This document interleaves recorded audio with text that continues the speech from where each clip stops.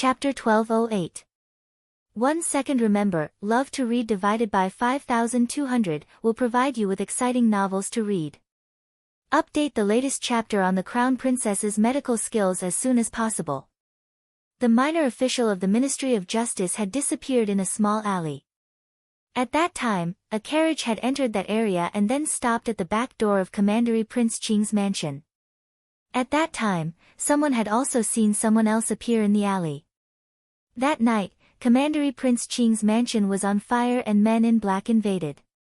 Many people saw that Commandery Prince Qing was injured. Early in the morning, Chu Qing knelt in the main hall and cried to the emperor. He said that he didn't know who he had offended, to actually send so many people to assassinate him, and asked the emperor to give him justice. The emperor was furious. He ordered the Ministry of Justice and the Supreme Court to investigate this case together. Prime Minister Zhang and Prime Minister Wen were also reprimanded. The officials of the 6 ministries shrank their necks like a flock of quails, afraid that the emperor would call their names. Standing in front of the grating platform, Chu Luiyue also frowned. It happened so abruptly that he didn't know it before. He couldn't help guessing who did it. He glanced sideways at Chu Liuzhou and thought that it might be Chu Liuzhou who did such a reckless thing. Looking at Chu Luqian, who was so ruthless, it might be Chu Luqian. As for Chu Liuxin, it was unlikely, but it could not be guaranteed that it was absolutely impossible. Concubine Ming was not a good person either. Of course, Prince Cheng was the most suspicious one. Chu Luiyue found some clues and felt that it was very likely that Prince Cheng was the one. Many people had the same idea. For so many years, no one suspected Prince Cheng because they thought that he was really pure and had few desires. But now, many people found out something and felt that Prince Cheng was the most suspicious one. After all the civil and military officials in the imperial court were scolded, the emperor ordered the Ministry of Justice and the Supreme Judiciary to solve the case quickly. After that, he mentioned the matter of the Jiang family. The matter of the Jiang family was not a trivial matter. Madame of Marquis Xing did not die in the Ministry of Justice for no reason. The officials of the Ministry of Justice could not absolve themselves from the guilt. Starting from the Minister of Justice, each and every one of them was fined their salaries. They immediately requested that they find out in the shortest possible time whether it was this Jiang Furen who had taken things too hard and committed suicide, or whether it was someone else who had acted in secret. The emperor did not mention that there was one less official in the Ministry of Justice. In fact, everyone thought that it was better to commit suicide for the Jiang family. The Ministry of Penalty was originally a place to maintain security. Now that a perfectly fine person went in and lost his life, it would cause panic in the capital. Hiding the matter of the minor official and finally reporting that he couldn't stand the provocation and committed suicide, this could be considered as the consensus of the high-ranking officials. This way, it was better for everyone.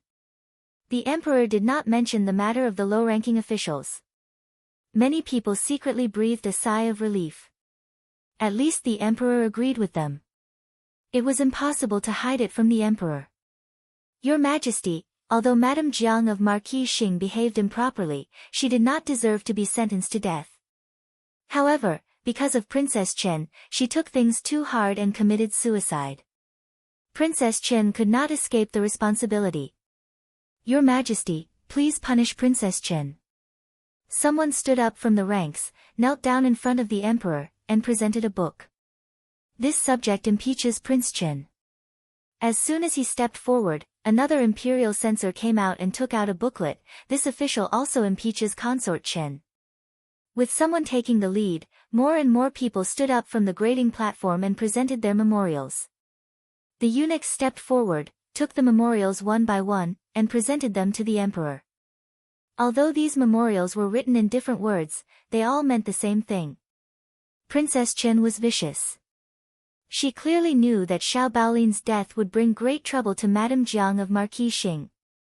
But she still provoked Madame Jiang, so that Madame Jiang talked nonsense like crazy and finally died in the Ministry of Justice because she couldn't stand the provocation. Everyone carefully avoided mentioning in the memorials. Prince Chen, Chu Luqian, was standing at the steps now. No one dared to stroke the tiger's whiskers lightly. They only mentioned Princess Chen and did not mention that Prince Chen had sent someone to the Ministry of Justice to pass the message and take Madame Jiang away. Princess Chen. The emperor's face was gloomy. Your Excellencies, do you mean that what Madame Jiang said before must be false? Marquis Xing's murder of his brother and sister-in-law is certainly not true. I wonder if you dare to guarantee this for Marquis Xing. Chu Luchen said lazily and walked to the front of the hall. His lips curved slightly, and his smile was full of mockery, but the mockery in his eyes was very clear. The hall suddenly became quiet. Madame Jiang said that some people knew that Xiao Jing killed his brother and sister-in-law, but some didn't. Those who knew deliberately concealed this, and some didn't take it seriously. Those who didn't know didn't understand the meaning of Chu Liuchen's words. But no matter whether they understood it or not, they knew that such a rash speech would inevitably make Prince Chen angry, who was not to be trifled with. Why doesn't anyone know about this? Chu Luchen raised his eyes and smiled disapprovingly. His handsome eyes slowly slid over the faces of the senior officials. Don't you know? Since you don't know, how dare you submit a memorial?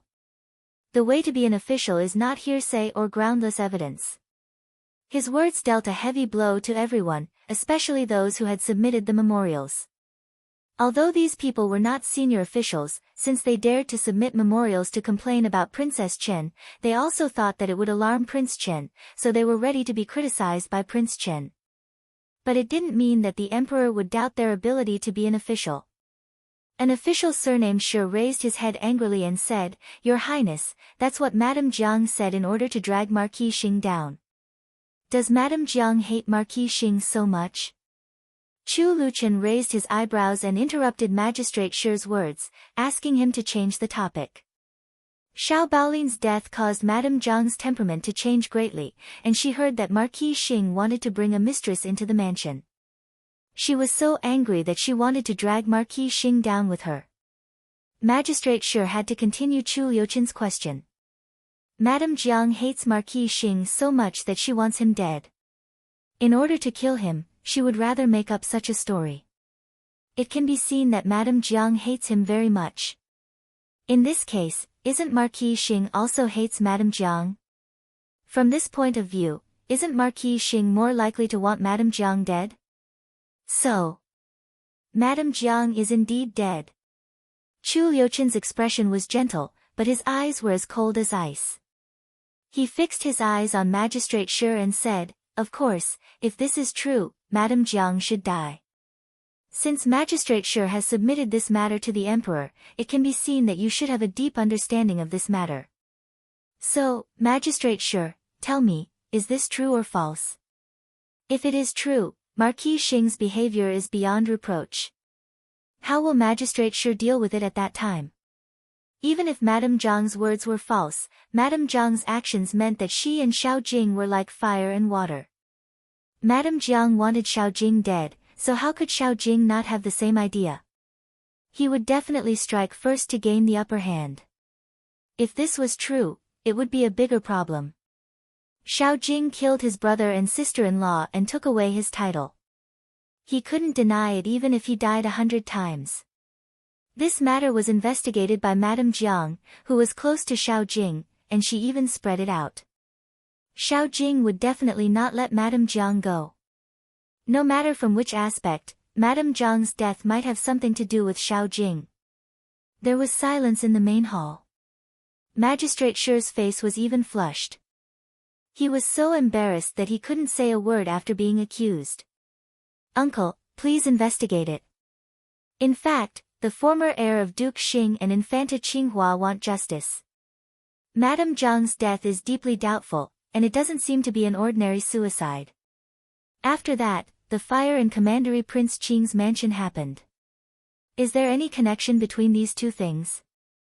Or is it possible for them to be connected? Chu Luchen turned around, bowed to the emperor, who was high above, and said, Could there be a connection between these two things? Everyone was shocked at first, and then many people's faces changed. If these two things were really related, what did it mean? Were the princes and princes going to take action? The emperor frowned tightly. In fact, he didn't want to investigate too much about Madame Zhang's affairs. It would be better to treat Madame Zhang's death as a suicide. What happened to Chu Qing couldn't be hidden anymore, and it was a big deal. It was very inappropriate for such a thing to happen to Madame Zhang's family. If this was mentioned by other sons, the emperor would definitely reprimand them, but it was Chu Luqian who mentioned it. The emperor just frowned and said, "What Prince Chen said makes sense. Since we can't find out the truth about Madame Zhang's death for the time being, let the Ministry of Justice summon Xiao Jing to ask him." He meant that he agreed with Chu Luqian, and Xiao Jing also had to investigate it. Prime Minister Wen's eyes fell on Chu Luqian, and his eyes moved slightly. Standing in front of him, he could see clearly that the emperor clearly didn't want to get involved in Madame Zhang's affairs, so he wanted to turn it into a trivial matter. Prime Minister Wen had been an official for many years, and he had a good relationship with the emperor. He knew the emperor's temperament very well. Once the decision was made, it would basically not be changed. However, because the person in front of him was Prince Chen, the emperor easily changed his mind and calmly pushed the matter over. Did the emperor treat Prince Chen better than his own son? How could there be love for no reason in this world, let alone the emperor's family? Could it be? Prime Minister Wen secretly glanced at Chu Liuqian's face and had some speculations in his heart. Before he was sure, he wouldn't act rashly. Prime Minister Zhang glanced at Chu Luqian and stood up to object, saying, "Your Majesty, the matter about Madame Jiang has basically been investigated.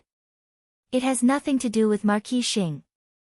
It's mainly because Madame Jiang couldn't think it through and hit the wall. Princess Chen didn't do much wrong in this matter, and Marquis Xing's mansion didn't inform her what she couldn't say. Even if she said something that irritated Madame Jiang, it's not a big deal." Prime Minister Zhang's words sounded very fair. He didn't say that Xiao Jing or Xiao Wanru was wrong, but only Madame Jiang. It was Madame Jiang who couldn't think it through, and it had nothing to do with others. Compared with the accusation against Princess Chen, his words were much milder and seemed to be really selfless. "Prime Minister Zhang, you're wrong. This matter is related to the former heir of Duke Xing and Infanta Qinghua. Since Madame Jiang mentioned it and then died, this matter is even more suspicious. If Marquis Xing is really innocent, he is naturally not afraid of investigation. However, the Ministry of Justice may need more people to guard.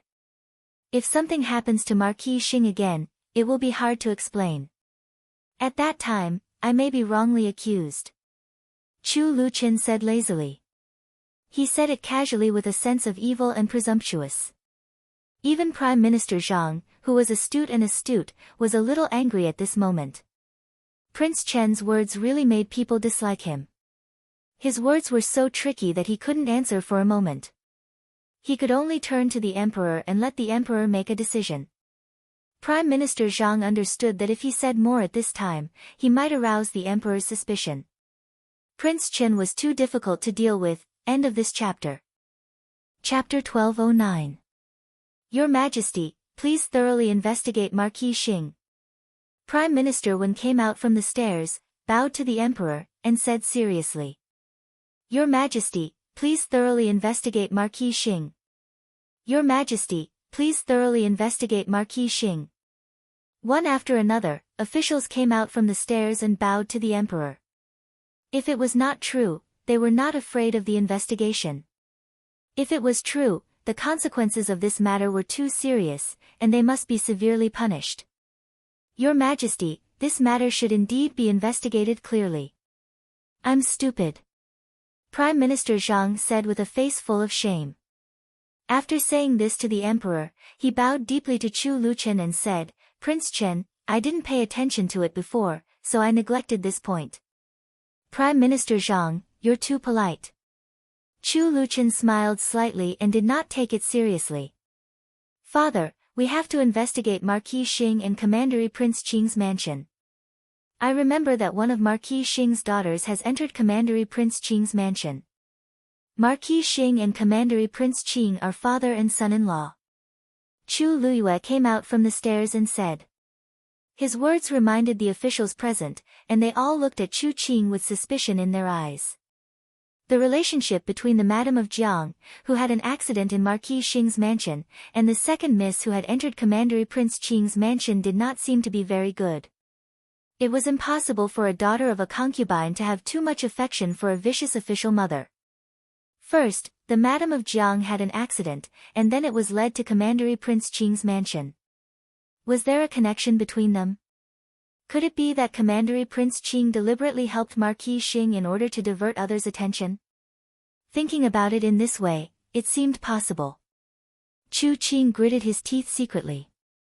Inexplicably, he turned from a victim to a possible colluder, and he had spent so much effort to put on a show. On the one hand, it meant that Xiao Jing was on his side, and on the other hand, it showed that he was ambitious and powerful. Otherwise, how could he create such a big trouble? Covering up the trivial matter of the Madam of Jiang with a big matter? Your Majesty, I don't have a good relationship with Marquis Xing.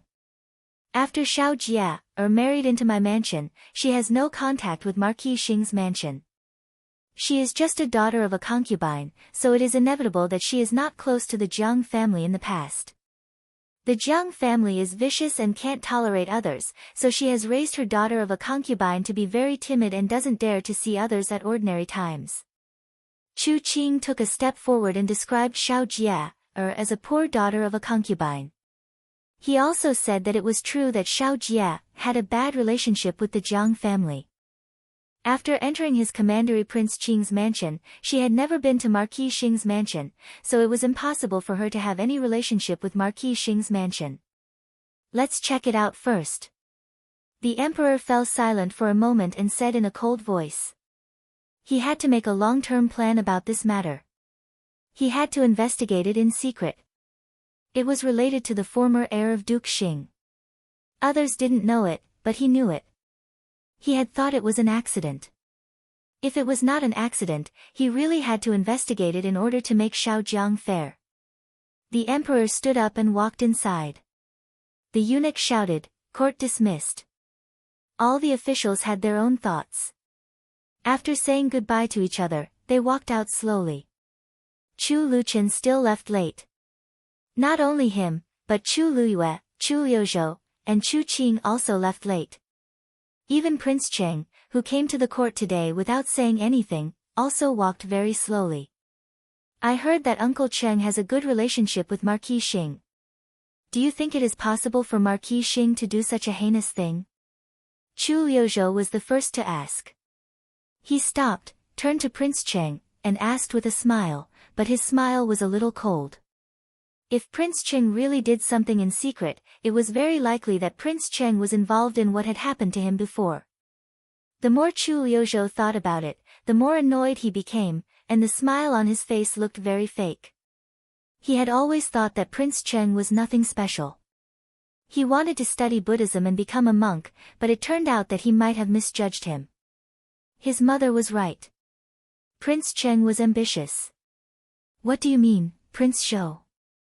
Prince Cheng smiled indifferently and looked kind. Doesn't Uncle Cheng know? I heard that Marquis Xing goes to talk to Uncle Cheng from time to time, even if Uncle Cheng lives in the temple outside the city. Chu Liuzhou snorted and said. I live outside the city. No matter who comes to see me, I will not refuse. Not only Marquis Xing, but also Prince Zhou, Prince Yu, and Commandery Prince Qing have come several times. Does this mean anything? Prince Cheng raised his eyebrows and became unhappy. He said, if Prince Zhou suspects something, you can tell the emperor directly. Don't say something that doesn't make the emperor angry. Didn't the empress teach you that? You. Hearing the contempt in Prince Cheng's words when he mentioned the empress, Chu Liuzhou was so angry that he almost lost his temper. He suppressed the last trace of self-control. If it weren't for his mother's accident, how could Prince Cheng say that? But now his mother sent him a message from the imperial palace, telling him to keep a low profile and not to make any more trouble. Second uncle, don't say that. We visit Uncle Cheng from time to time because Uncle Cheng is our elder. It's not a big deal. Chu Luyue said with a smile. His words made Chu Liuzhou more annoyed. He disliked Chu Luyue the most. He was the eldest son of lineal descent, but Chu Luyue always thought that he had the power to compete with him because of his superior Chu Luyue. He was the legitimate son of the imperial palace. Chu Luyue was nothing. He snorted coldly and said nothing. He turned around and left. He really didn't want to say anything to Chu Luyue, a hypocrite. Uncle Cheng, I heard what you said just now and felt that Uncle Cheng was suspicious, so I asked a few more questions. I hope Uncle Cheng won't blame me. Chu Luyue smiled and bowed to Chu Liuzhou as if it was no surprise that he was too polite. His gentle and elegant appearance made several officials who saw him nod their heads continuously. Compared with the other princes, Prince Yu was the most courteous. Although he always looked cold, he was actually quite nice. It was easy to discuss and solve anything. Prince Yu, you're welcome. It's not a big deal. Prince Ching said indifferently. When he was about to say something, he saw Chu Luchen pass between them proudly, as if he didn't see them talking at all. His face was cold without a trace of smile. His wide sleeves even brushed against the robes of the two people, causing them to involuntarily take a step back. Chu Luyue clenched his hands so hard that the blue veins on his hands were exposed, but there was only a gentle smile on his face to hide the hatred and anger at the bottom of his eyes. Chu Luchen was nothing but the son of the former emperor. The former emperor had passed away, but his father still thought highly of him and said that he could also inherit the throne. How could this invalid be so arrogant?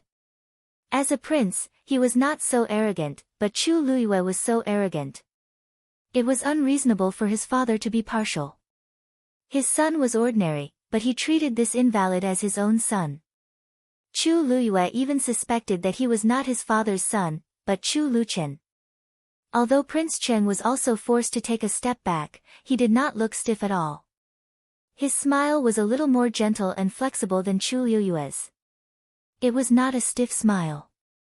He took Chu Luchen away with a gentle look in his eyes and said, Prince Chen must be impatient with us talking about this kind of thing. He has always been in poor health, and he must be very annoyed by the quarrel. In his eyes Prince Cheng's kind smile seemed to be really tolerant of Chu Luchen. Third brother doesn't seem to be in good health. After such a short time, he is not very comfortable. He needs to be well treated. Chu Luyue nodded. Indeed, we should let the imperial physician in the palace diagnose and treat him again. He can't make any more mistakes. Prince Cheng nodded with a look of agreement. Chu Qing, who was standing behind them and blocked by them, only felt that the blue veins on his forehead were bulging. Why did these two people happen to stand in front of him when they were talking? He did not have the confidence to talk like Chu Luchen, so he could only wait quietly beside them. Seeing Chu Luchen go away, he was envious and jealous. They were all the sons of the former emperor. Why did he live such a sullen life and Chu Luchen could be so wanton? Was it because Chu Luchen had been raised by the emperor and the empress dowager? In this case, why didn't his mother think of sending him to the empress dowager and the emperor? He believed that his mother had the ability to do so. Was his mother too cautious or had she miscalculated? He felt inexplicably depressed. If he could make the decision at that time, he must have gone to the palace early to accompany the empress dowager. At this time, he would not let Chu Luchen be the only one who was favored. Why haven't you left yet, Commandery Prince Qing? Chu Luyue seemed to see him and asked with a smile. Thinking of what happened last night, I slowed down for a while. Chu Qing smiled hypocritically and had to give a hypocritical explanation. He could not say that they blocked his way, and he could not ignore them like Chu Luchen. Commandery Prince Qing, what happened in your mansion yesterday? The fire rose so high and burned many houses, right? What did those men in black want to do? Did they just want to burn a few rooms in Commandery Prince Qing's mansion? Chu Luyue asked in confusion. Well, maybe they wanted to assassinate me. Chu Luyue said vaguely. Until now, he did not know why such a thing happened. Assassinate you? Why did Commandery Prince Qing order people to assassinate him? Chu Luyue asked. Chu Qing's face changed. These words did not sound good, as if they were mocking him. If he did nothing, no one would take a fancy to him. He was just an idle prince.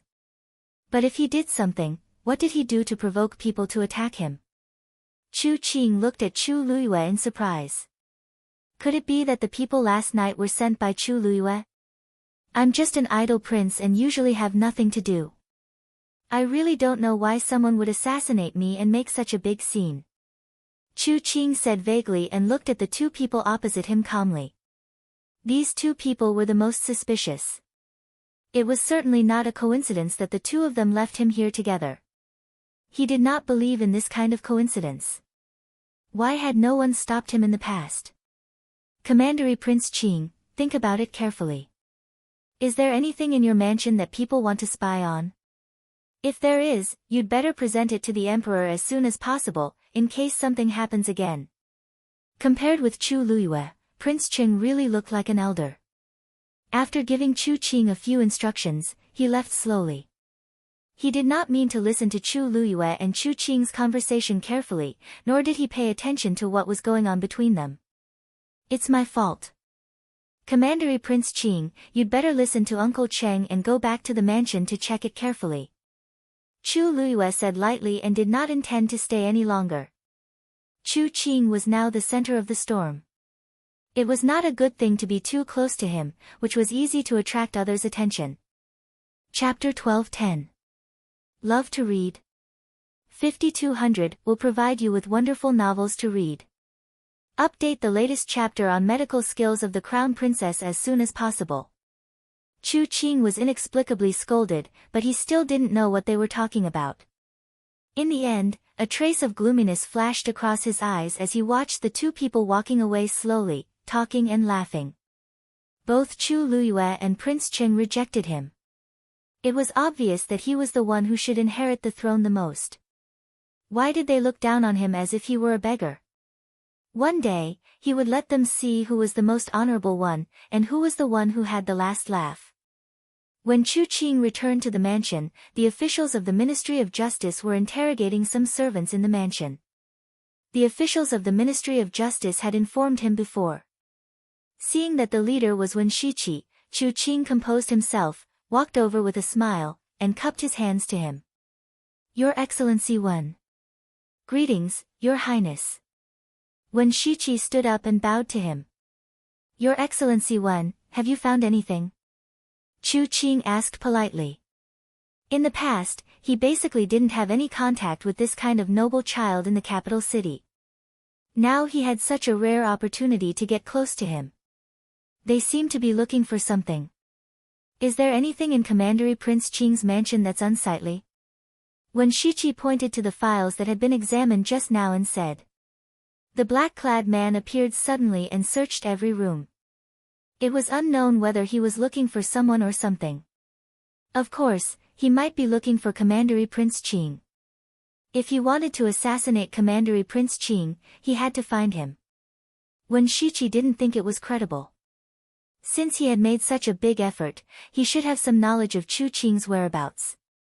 If he searched every room, it would take him a long time. Looking at the places that the black-clad man had searched, he found that many of them were just servants' rooms, which were just a little farther away. It was a very strange way of searching. It didn't seem that he was looking for the master's house. Instead, he seemed to be looking for something casually.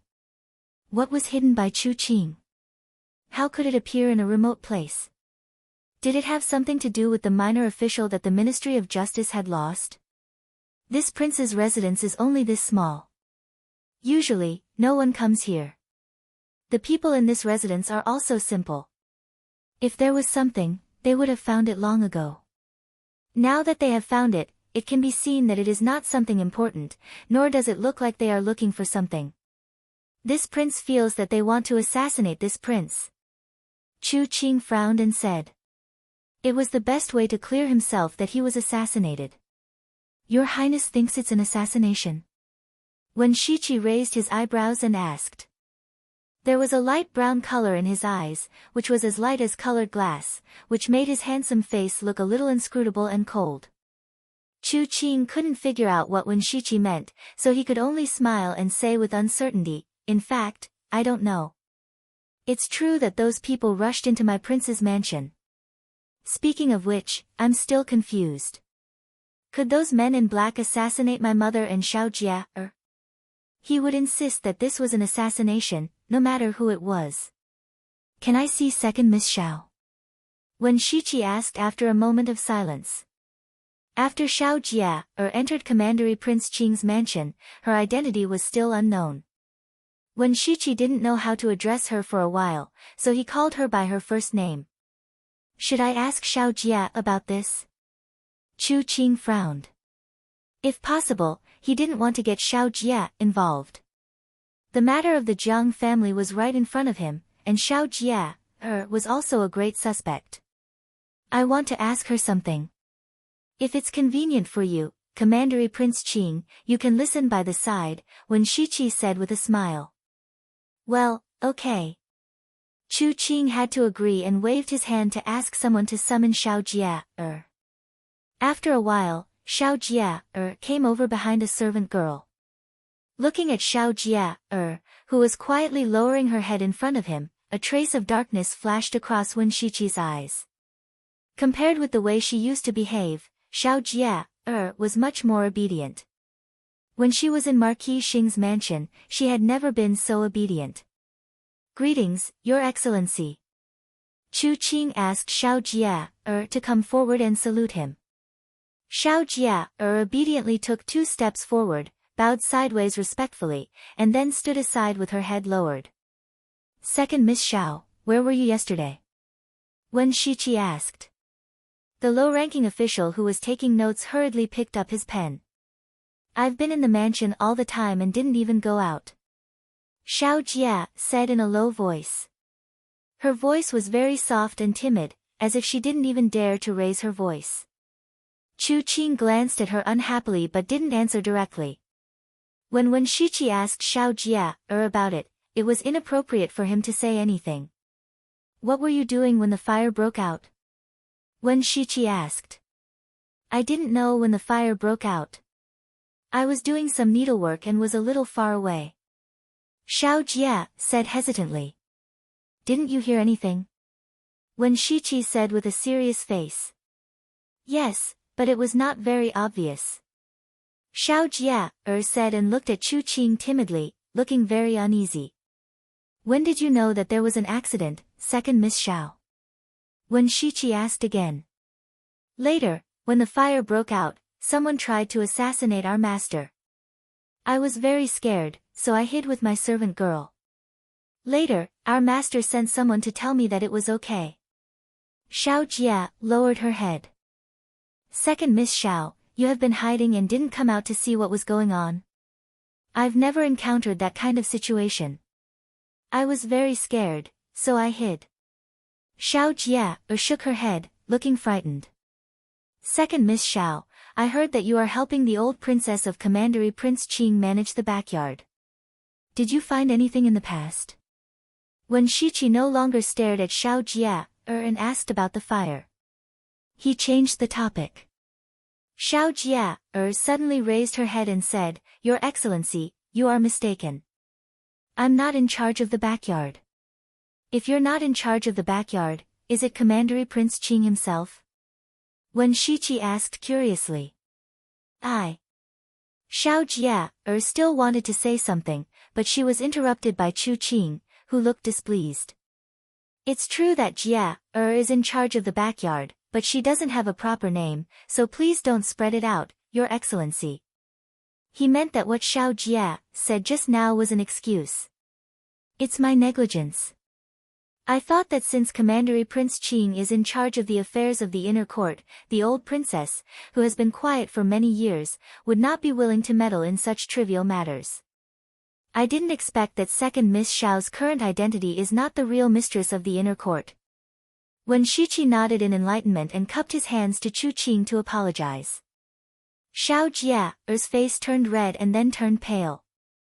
Her identity in Commandery Prince Qing's mansion was also very embarrassing at the moment. Given her identity, she was supposed to be a concubine, and Chu Qing had said so at the beginning. But in fact, after she entered Commandery Prince Qing's mansion, she had been unclear about her identity. It was said that she had not married the princess yet, so she didn't mention her identity for the time being. Xiao Jia had wanted to marry this person and that person, which made Chu Qing very angry and he didn't dare to mention it. Xiao Jing was also unwilling to interfere in Xiao Jia's affairs, so that Xiao Jia had no one to back her up. Especially when she had just entered the mansion a few days ago, she heard that the old princess had asked the servants to call her second Miss Xiao. She was like an unmarried woman. Xiao Jia called Marquis Xing's mansion by the name of an unmarried woman, but she did what a married woman should do. She humiliated Marquis Xing's mansion greatly, but Xiao Jia had to put up with it. She even didn't dare to let others know and tried hard to please Chu Qing and the old princess. The old princess was mean, but Chu Qing's attitude gradually improved under her flattery, and he also asked the people around him to call her concubine Xiao. But in front of the old princess, a few influential people around the old princess still didn't give her face and still called her second Miss Xiao, which was almost a slap in the face. But even if it was a slap in the face, Xiao Jia had to put up with it.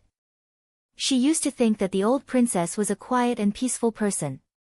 When she entered Commandery Prince Qing's mansion, she realized that she had just come out of a wolf's den and entered a tiger's den. The old princess of Commandery Prince Qing was definitely not the kind of gentle woman who had lived in the Yuhui nunnery for a long time and became peaceful. This old princess was even worse than Madame Jiang. Xiao Jia had suffered a lot and been beaten. In front of the old princess, she didn't dare to say a word or interrupt. This was also the reason why she hurriedly raised her head when she heard Wen Shiqi say that she and the old princess were in charge of the backyard together. The old princess was in charge of everything in the backyard. As an insignificant concubine, she didn't dare to go against her, let alone compare with her. The old princess was obviously a strong woman who liked to be in charge. She forcefully controlled everything in the mansion. It was said that most of the outer court was under her control, so Chu Qing didn't actually control much. Xiao Jia was very afraid of the old princess and was very afraid that she would get angry. She just carefully flattered Chu Qing and wanted him to protect her. Recently, it had been effective. With Chu Qing's help, the old princess still didn't like her, but she was not as strict as before. She thought that she had won Chu Qing's heart finally. Now when she heard Chu Qing say that she was not in the right position, she felt bitter and her eyes turned red. She hurriedly lowered her head, afraid that Wen Shiqi would see the tears in her eyes. As the daughter of Duke Xing, she had looked down on many misses, but now she had fallen into such a situation. She felt that one day she would die in Commandery Prince Qing's mansion and die here without knowing why. She had also met Miss Mo, who was going to marry into the mansion. She was not easy to get along with. When she came here last time, she took the opportunity to slap her twice. The old princess didn't say anything when she was present. Only Chu Qing frowned unhappily, but he just frowned and reprimanded her, asking her to apologize to Miss Mo. Xiao Jia was not reconciled to the fact that a minor official's daughter had climbed over her head. She was also very resentful. She tightened her handkerchief as if it was her mind that was being tightened. Taking advantage of Chu Qing's blind spot, she raised her eyes and stole a few glances at Wen Shiqi. She happened to meet Wen Shiqi's eyes, and then calmly raised her hand to point in that direction. There was an obviously tall tree in that direction, but it was a little far from here. Your Excellency, you're too polite. If there's nothing else, please let Jia go back. After all, there are so many people here. Chu Qing looked at the people of the Ministry of Justice around and said, I'm really sorry. Please let second Miss Xiao go back. Wen Shiqi nodded and said politely, Take second Miss Xiao back. Chu Qing ordered the servant girl beside him. The servant girl did not dare to hesitate and left with Xiao Jia. Except for Wen Shiqi, no one noticed that Xiao Jia bit the corner of her mouth hard when Chu Qing said, second Miss Xiao. Even now, she was still the second Miss Xiao, and her eyebrows were dyed with sorrow and hatred. Mobile users, please browse to get a better reading experience. Chapter 12:11. This was a remote corner of Commandery Prince Qing's mansion. In the past, Few people came here. There used to be a side door here. Later, old princess felt unsafe and asked someone to lock it, so no one came here anymore. The officials of the Ministry of Justice came to the mansion to investigate the case today and went to many places. They also checked this place, but they didn't find anything before, so they passed. After the investigation, they asked someone to take them to Wen Shiqi for interrogation. Chu Qing came. Wen Shiqi said that there were some places that were not investigated clearly, so he asked his deputy to check again. Chu Qing was afraid that the investigation was not clear, so he personally followed his deputy to lead the way. So he checked this place again. Now the other officials of the Ministry of Justice followed Chu Qing to other places. After the second investigation, it became even quieter. Wen Shiqi only appeared at the gate of the courtyard with a young servant. He looked at a tall tree at the gate with his hands behind his back. He could also see this tree from the place where he had been interrogated before. He had walked by once before and felt that this tree was a little tall, so he took a few more glances at it. He didn't expect that Xiao Jia would ask him to come here. The door was ajar. It should have been ajar after the investigation just now. Suddenly, the door was pushed open. A little servant girl opened her eyes. When she saw Wen Shiqi, her face lit up. She hurriedly pushed the door open and came over. She bowed to Wen Shiqi and said, "Third young master Wen." Wen Shiqi looked at her and recognized that she was Liu Xiang, the servant girl of Marquis Xing's dowry. She was not the servant girl who had accompanied Xiao Jia here just now. "Where's your miss?" Wen Shiqi asked calmly. "My miss is inside." "Third young master Wen, please." Liu Xiang looked around carefully and said in a low voice. Wen Shiqi stepped into the deserted courtyard. It could be seen that no one lived here. He had checked it before. Now Xiao Jia was standing in this deserted courtyard. When she saw Wen Shiqi coming over, she suddenly lifted her skirt and took a few steps forward. Then she knelt down heavily and said, "Third young master Wen, please save me." "Second Miss Xiao, what do you mean?" Wen Shiqi stopped and looked at Xiao Jia and asked. "Third young master Wen, please save me. I won't survive if I stay here any longer." Xiao Jia suddenly burst into tears.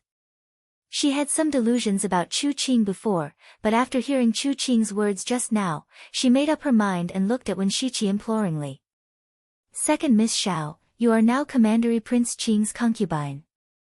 If there's nothing else, I'd better leave," Wen Shiqi said coldly and turned to leave.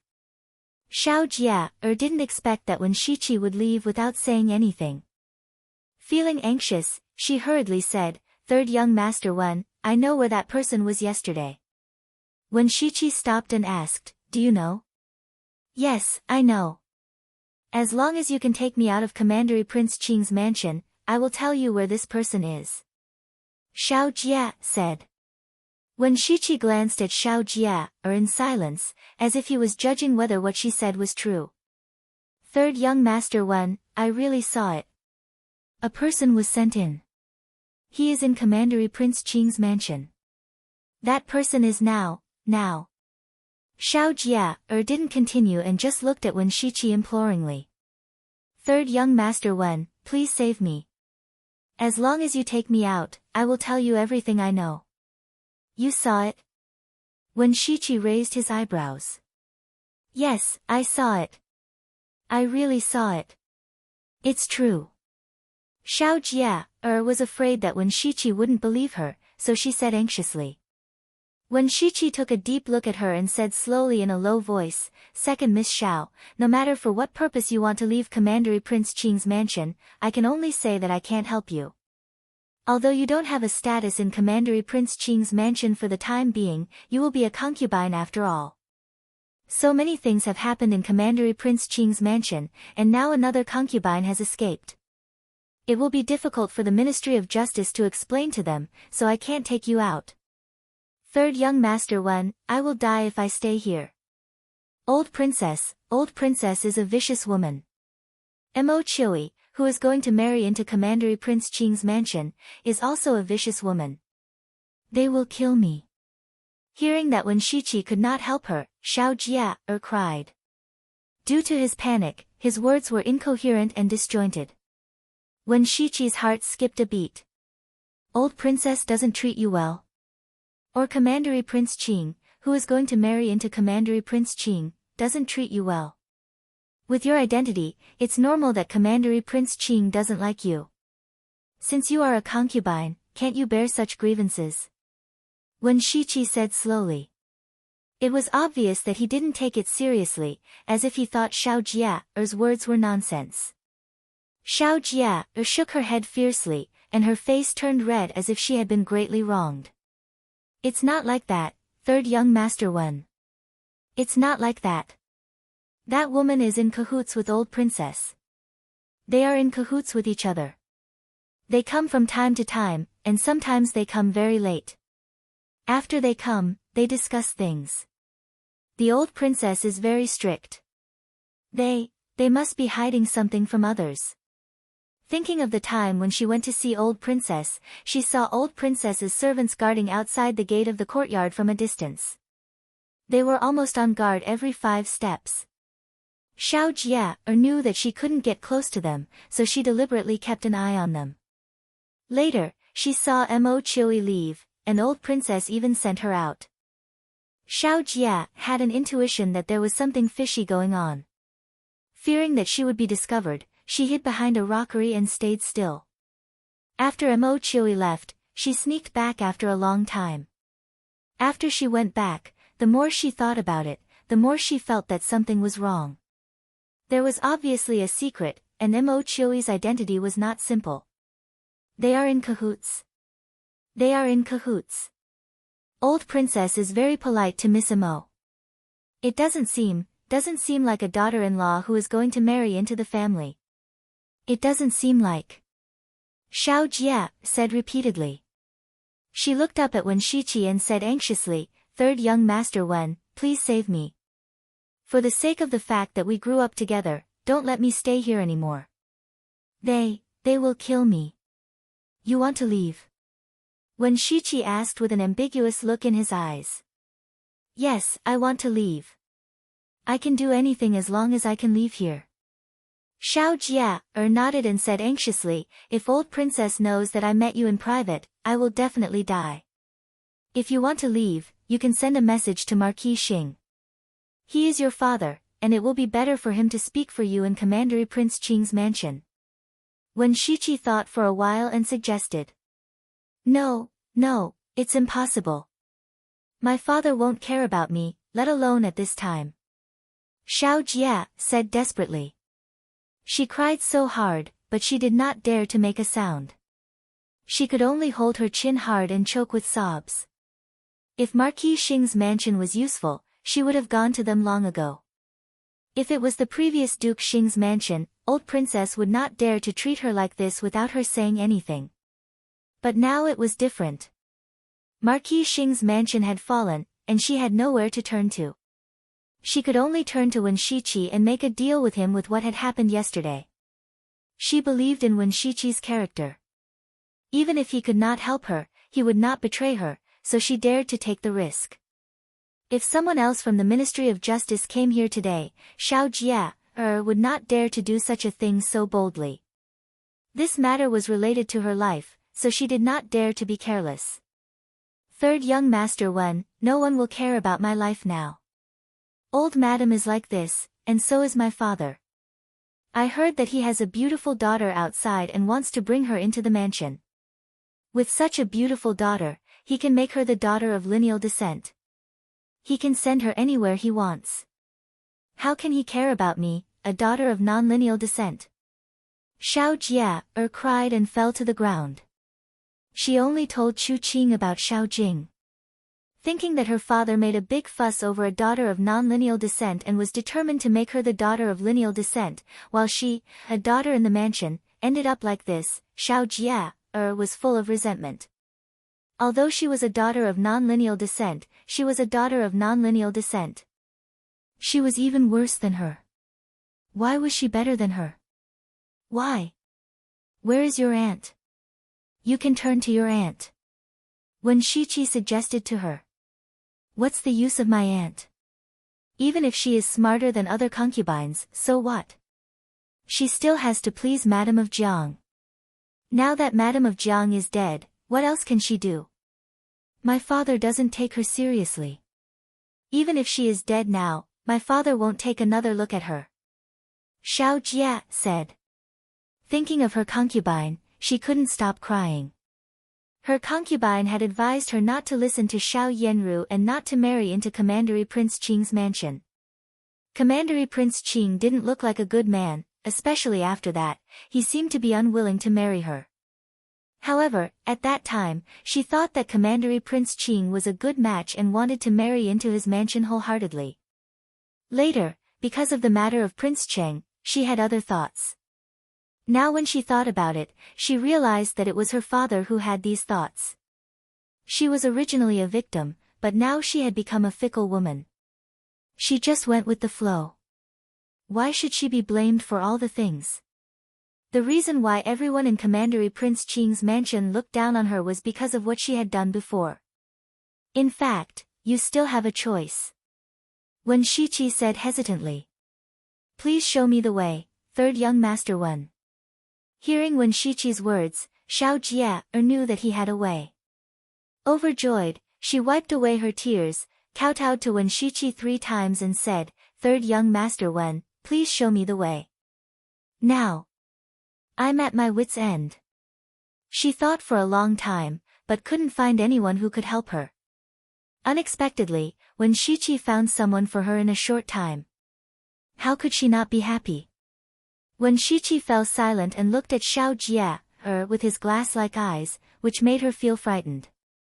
After a long while, he said, Princess Chen can help you. She? Xiao Jia thought that she had heard it wrong. Princess Chen, 5th Miss Xiao, can take you away from here with her identity and status, provided that you listen to her. Of course, it's up to you to persuade her. Wen Shiqi said slowly with indifferent eyes, but his words shocked Xiao Jia's heart. Xiao Wanru. Chapter 12:12. A letter from Xiao Jia. Xiao Wanru frowned slightly and fluttered her long eyelashes twice, looking a little confused. Seeing this, Chu Luqian couldn't help laughing. He reached out to take her hand and continued to walk forward. After lunch, they only took Yujia and Xiao Xuanzi with them. It was at this time that Qing came to report. It's a letter from Miss Jia. It was sent by Lord Wen on her behalf. He said that you'd better help us if you can. Xiao Jia knows something about what happened yesterday, Qing said. Xiao Jia knew something about what happened yesterday. She raised her watery eyes slightly. She was a little surprised, but she felt that it was expected. After thinking for a while, she didn't know what to say. As for Xiao Jia, she deserved it, so she didn't feel sorry for her. Don't worry if you don't want to get involved. Chu Luqian gently pulled her fingers and said softly. It'll be good if the official of the Ministry of Justice can be found out. Xiao Wanru said with her long eyelashes fluttering a few times. It was a good opportunity now. She had to make Xiao Jing unable to get up. She had informed the 3rd madam before. In these 2 days, Marquis Xing's mansion would definitely be separated. If Xiao Jia intervened at this time, it would be very beneficial. You don't have to worry about it. I'll find out the truth. Chu Luqian said indifferently. His long and narrow eyes flickered twice with an evil aura. He slightly raised the corners of his thin lips and said, the matter of Marquis Xing's mansion is a dirty matter, and many people have been implicated in it. Let's see what she said first. Xiao Wanru bit her lip and said. There were some things that she had set up, and it was done in the backyard. If Chu Luqian intervened, he would be found out, so she might as well do it herself. Moreover, she was more willing to avenge the hatred of 2 lifetimes by herself. Hearing her determination, Chu Luqian did not stop her. In his opinion, it was fine as long as Xiao Wanru was happy. In fact, if he was not in a hurry, he could get rid of these things for Xiao Wanru one by one afterward. Now Xiao Wanru could not bear it, but it did not matter. As long as he was here, he could not let others harm his woman. However, when Shichi made him a little unhappy, he inexplicably felt that there was a tacit understanding between Wen Shichi and Xiao Wanru that he couldn't understand. This feeling was very uncomfortable, as if he had some rare treasure that others coveted. He was full of displeasure. Qing presented the letter. Xiao Wanru took the letter, opened the envelope and read it. After reading it, she took a deep breath and handed the letter to Chu Luchen. Chu Luchen took it and read it casually. After reading it, he asked indifferently, "What do you think? If I support Xiao Jia, will it affect you?" Xiao Wanru hesitated for a moment and said, "No, don't worry. No matter what you do, it won't affect you. Since I've come to the front of others and I've recovered, of course, I won't let others bully you anymore. Do whatever you want to do boldly," Chu Luchen said gently, reached out to put his hand on Xiao Wanru's shoulder and held her in his arms. Her petite body almost fit into his broad arms, as if she was born for him. His gentle care almost made Xiao Wanru cry. Xiao Wanru found that as long as she was by Chu Liuchen's side, it was easy for her to feel that she was just a little woman and no longer a ruthless avenger. It was him who made her heart warm. She bit her lip and looked into Chu Liuchen's eyes without dodging his gaze. She saw a trace of visible gentleness in his deep eyes under his long eyelashes. "Your Highness," she blinked her eyes again and again to blink away the bitterness and emotion at the bottom of her eyes. With him in this life, she was no longer immersed in hatred. "What's wrong?" Chu Luchen asked softly. Xiao Wanru stopped talking and leaned against him. This time, she was the one who got close to him. After a pause, her hand slid down from her shoulder and held her slender waist tightly. "Zhuozhuo, don't worry. I'll be fine at any time." Chu Liuchen's voice was gentle but with an irresistible power. She could hear the decisiveness and calmness in his words. He didn't just say it. He really thought so and would do it. Her long eyelashes fell on her eyes like tired butterflies. Her heart was heavy, and there was no hesitation. Although her eyes were slightly red, the corners of her lips curled up, and she nodded hard. I know. How could she not know that? In fact, she had known this man's feelings for her for a long time. "Zhuozhuo, how long until your birthday?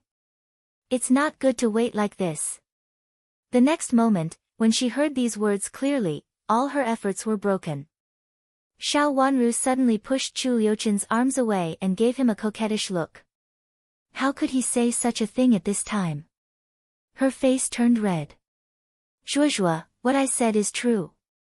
Chu Luchen sighed, and his handsome eyebrows looked a little pitiful. Pitiful?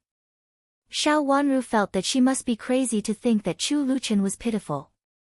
How could he say such a thing at this time? "I want to tell you about the letter," Xiao Wanru said with hatred.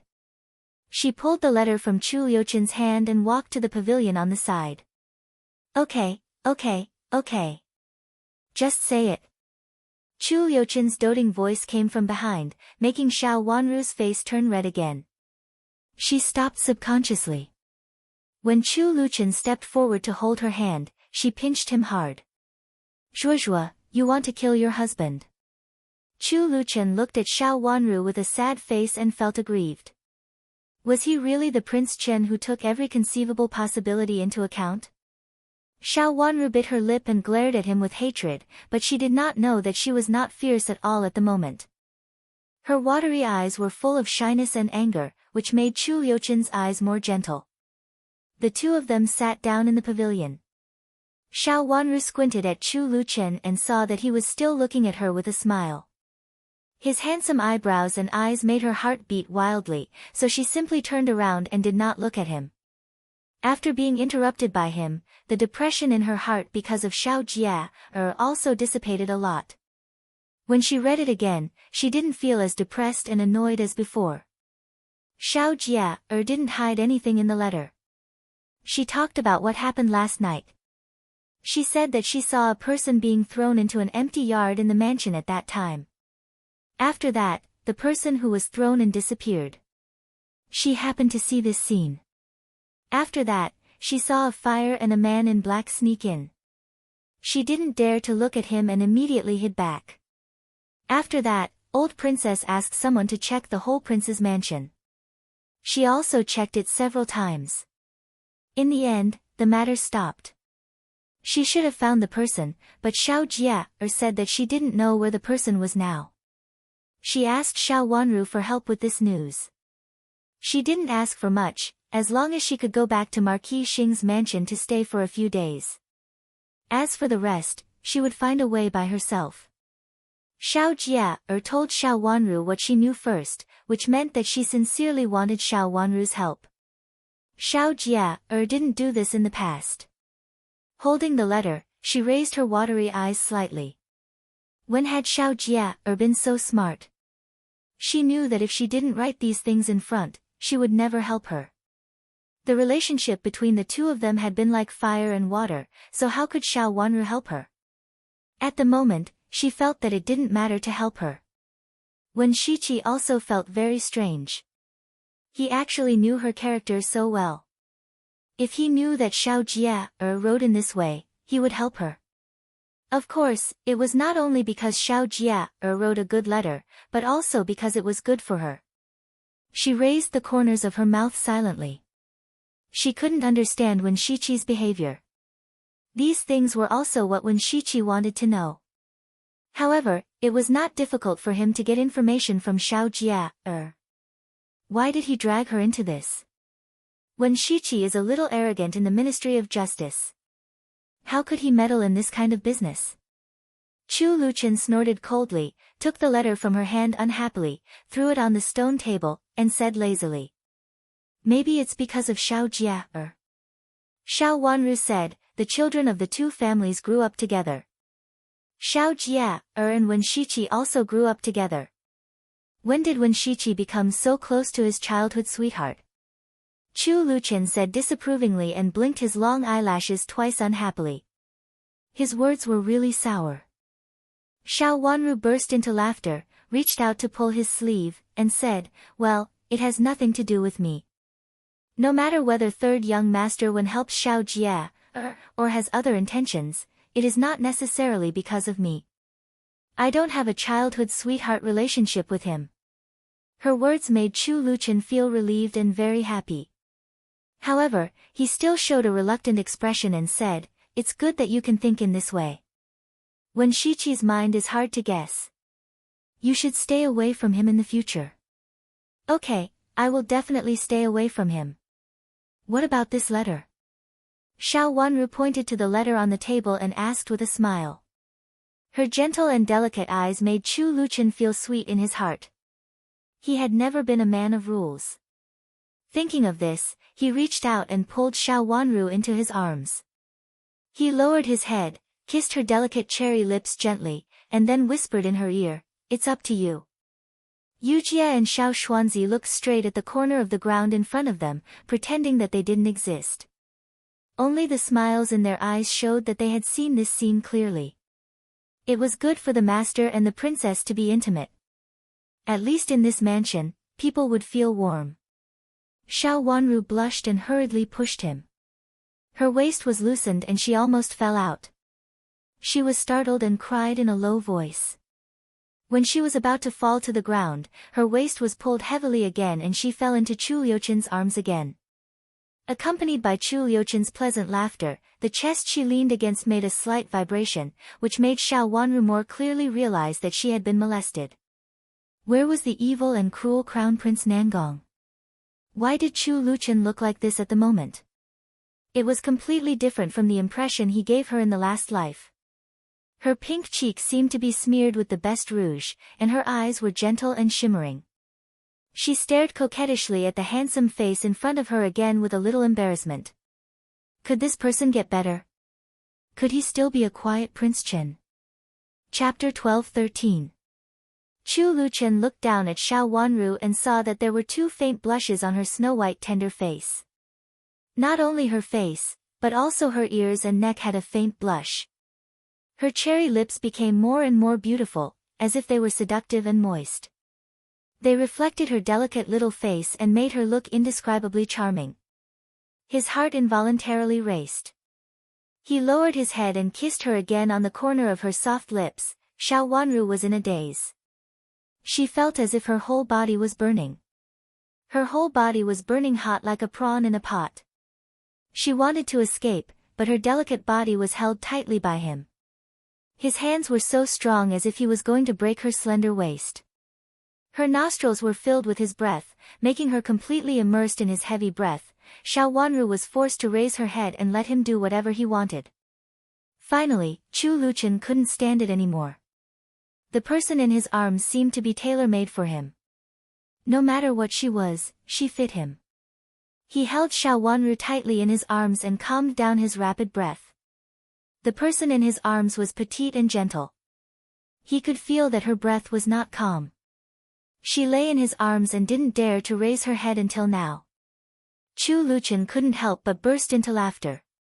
He lowered his head and kissed her hair gently. With her, his life was perfect. Without her, he didn't know what he would do. He thanked God for sending Zhuozhuo to him. Hearing his smile, Xiao Wanru became more and more shy. She buried her head tightly, as if this could reduce her shame. How could they do such a thing in broad daylight? If someone saw it, how could she explain it? Fortunately, this was Prince Chen's mansion. This was the only thing she was glad about now. She pinched his waist hard. Hearing Chu Liuchen's low cry of pain, she felt that it was not good, so she put down her hand and rubbed it deliberately. "What's wrong? Do you feel sorry for me?" Chu Liuchen's gentle voice with a sweet smile came into her ears. Xiao Wanru's face became redder. She didn't want to speak at all, as if everything she said would be full of shame. Couldn't he say nothing? He pursed his lips tightly, lowered his head, and remained motionless, pretending to be dead.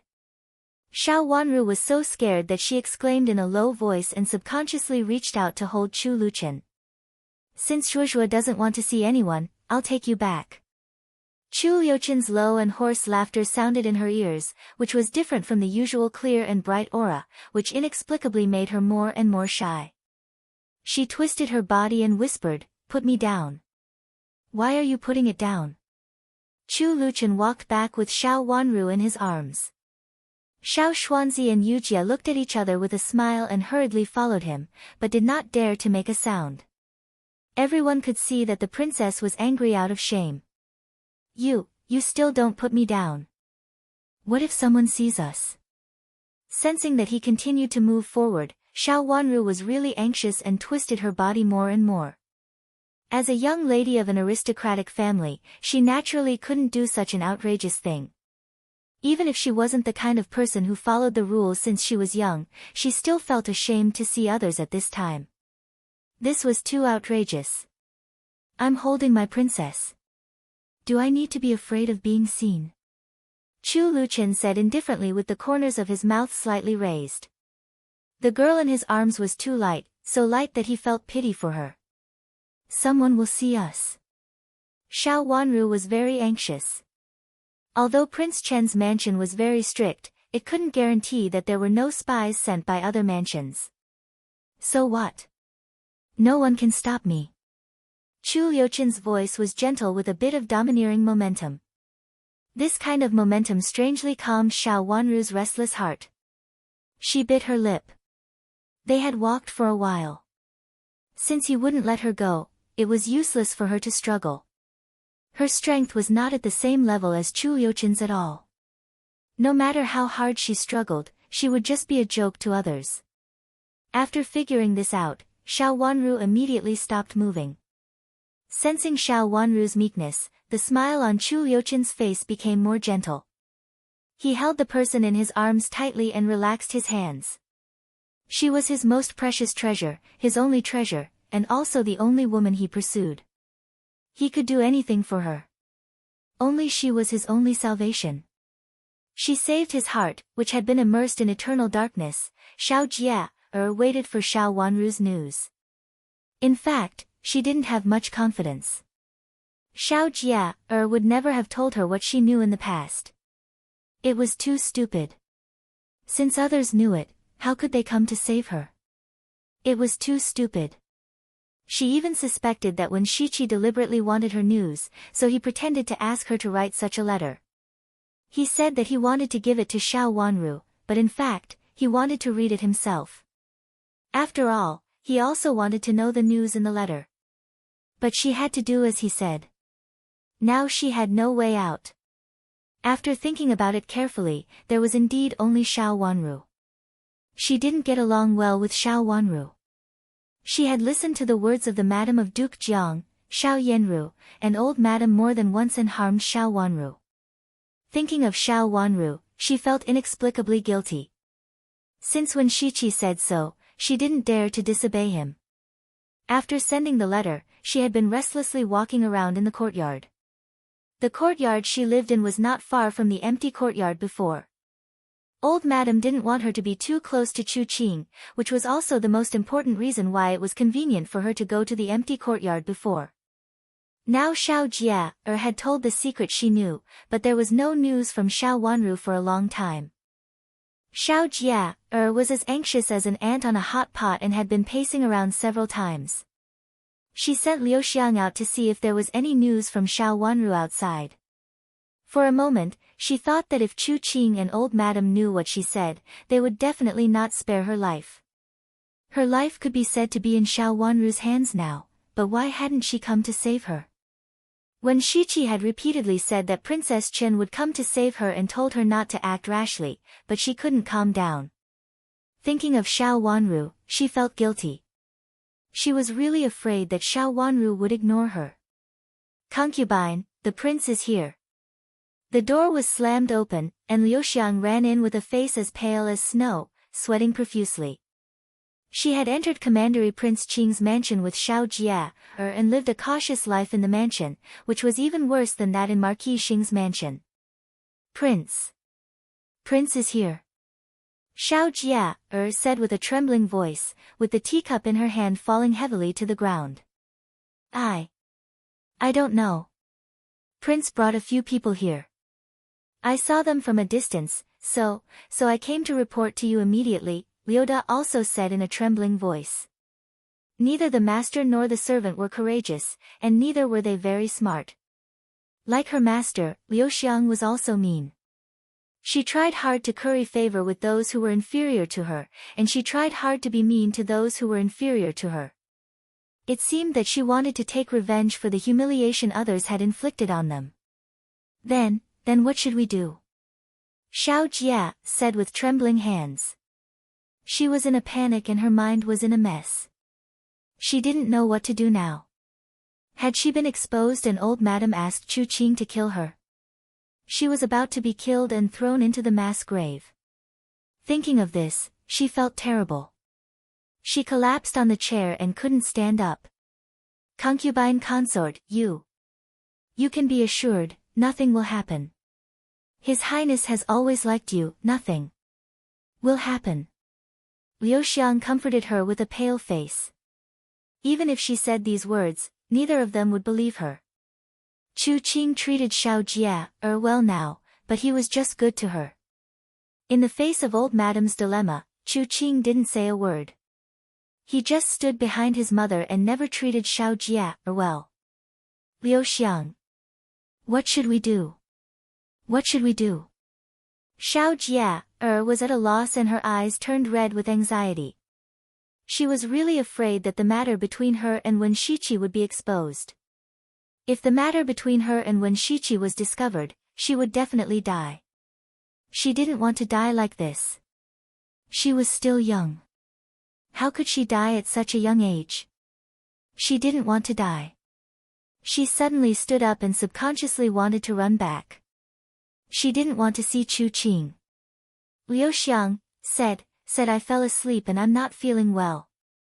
Concubine, it's useless for you to go back. Prince Yu is about to arrive. It's useless for you to say that you're not feeling well. Liu Xiang grabbed her and said bluntly while trembling. Xiao Jia felt that she was favored for a period of time, so she became spoiled. When Chu Qing came over, she said that she was not feeling well and wanted to get Chu Qing's care. However, Chu Qing ignored her and let her serve him as she should. He didn't care whether she was uncomfortable or not. Then what should we do? Xiao Jia said with trembling hands. Concubine, Prince Yu is here. Come and greet him. A voice came from outside. It was the voice of Chu Qing's manservant. The master and servant in the room were even more flustered. Since Prince Yu was here, they couldn't avoid him even if they wanted to. In this case, Xiao Jia was desperate. She immediately gritted her teeth and ordered forcefully, "Go, follow me to greet Prince Yu." Concubine. Liu Xiang exclaimed in a low voice, and her legs trembled. If you still want to live, put away your fear. Otherwise, I'll be the first to push you out. Xiao Jia threatened fiercely. If she was the first to be pushed out, how could she live? Liu Xiang was scared by her and strangely stopped trembling. Although her face was still pale, she looked much calmer. She even went forward to tidy up Xiao Jia's clothes. Concubine, don't worry. This servant won't ruin your plan. The two of them calmed down together and knew that they had to greet him no matter what. What would happen next was not something they could decide. Xiao Jia gritted her teeth, lifted her soft legs and walked out slowly. When she just walked to the door of the room, she saw Chu Qing walking over with his hands behind his back with a gloomy face. Xiao Jia's legs became soft again. She leaned against the door frame and called out in a sweet voice, "Prince." Then she bowed sideways. Liu Xiang hid behind her and also bowed. Chu Qing looked at them coldly and strode into the room. He sat down on the chair in the middle and his eyes fell on Xiao Jia, which made the hair on her back stand up. Chapter 12-14. Greetings, Your Highness. Xiao Jia suppressed the fear in her heart and stepped forward to bow gracefully. Liu Xiang still followed closely behind her. Chu Qing's eyes fell on Xiao Jia coldly, which made Xiao Jia feel even colder. She felt creeped out and her mind trembled. What did Chu Qing mean by looking at her like this? Did he find something? You've been in the mansion for a period of time, haven't you? Chu Qing finally said. I've been in the mansion for several months. Xiao Jia lowered her head and did not dare to let Chu Qing see the fear in her eyes. How do I treat you? Chu Qing asked. Your Highness, you dote on me very much. When I was in Marquis Xing's mansion, I was always ignored. It was not until I came to your mansion that I realized that I was also loved by others. Xiao Jia said. Hearing her sincerity, Chu Qing looked a little better. He reached out to point at the stool beside him and said, Sit. Your Highness, there's no place for me to sit. I'd better stand and serve you. Xiao Jia said cautiously. It doesn't matter. Just sit. Chu Qing reprimanded her. Xiao Jia didn't dare to talk back. She sat down on a spring stool on one side. Because she was nervous, she just sat down slightly. Her whole body was tense, which made her feel more uncomfortable than standing, but she didn't dare to say anything. Chu Qing's purpose of coming was unclear. Until now, she had not figured out what he meant, so she did not dare to relax at all. I've long heard that you have had a bad time in Marquis Xing's mansion. It was Xiao Yanru who fell into the water at that time, but you were the scapegoat in the end. Xiao Jing is obviously not a good person. Since you came to my mansion, I've also taken pity on you. At present, you are the only legitimate woman in my mansion. Even if Chiui marries into my mansion in the future, you will get many benefits. If you can give birth to the eldest son, I don't need to tell you what will happen in the future, right? Chu Qing looked at Xiao Jia and said. Yes. I understand. Xiao Jia said softly in a low voice. If she had heard these words before she married into Commandery Prince Qing's mansion, she would have had infinite thoughts. But now, she only felt shocked instead of happy. What did Chu Qing mean by saying this at this time? Even the old princess valued Mo Chiui so much that she even sent her out regardless of her status. How could Chu Qing allow himself to give birth to the eldest son and cause trouble for Mo Chiui? Another reason why Xiao Jia gave up was the child. She had once thought that based on Mo Chiui's character and how much old princess valued Mo Chiui, even if Mo Chiui drugged her in the future and made her infertile, Chu Qing and old princess wouldn't say anything. Xiao Jia said that she was the only female master in the mansion now, and the more outstanding she was now, the more unlucky she would be in the future. These days in Commandery Prince Qing's mansion made Xiao Jia realize this. Ever since Mo Chiui married into the family, she would be an eternal tragedy. That person was probably even crueler to her than the old princess. As long as you understand. Seeing her like this, Chu Qing's expression became more and more gentle. He even poured a glass of water, handed it to her, and asked softly, "You have a good relationship with Princess Chen. Why didn't you tell me?" "What?" Xiao Jia looked up subconsciously. "Princess Chen came to the mansion to see you today and said that she wanted to see you. She also said that old Madam of Marquis Xing was seriously ill and asked you to go back to see her and stay for a few days," Chu Qing said. Xiao Jia vigorously. After taking a few breaths, she felt as if she had come back to life. It was not because of Xiao Wanru's arrival that Xiao Yanru had come. Did Xiao Wanru really come? Xiao Jia was overjoyed, but when she saw Chu Qing frowning slightly, she immediately sensed that something was wrong and hurriedly changed her smiling face into a sad one. "Is Grandma ill? Is he that sick?" Grandmother's health wasn't good to begin with. Now that so many things have happened in the mansion, grandmother can't suppress them all. Speaking of this, Xiao Jia took a handkerchief to wipe her tears and said, "Although my grandmother is not good to me, she is my biological grandmother after all. Your Highness, please allow me to live there for 2 days and serve her." After saying that, she burst into tears. Looking at her anxious look, Chu Qing frowned slightly and said with a less gloomy look, "Old Madam is ill.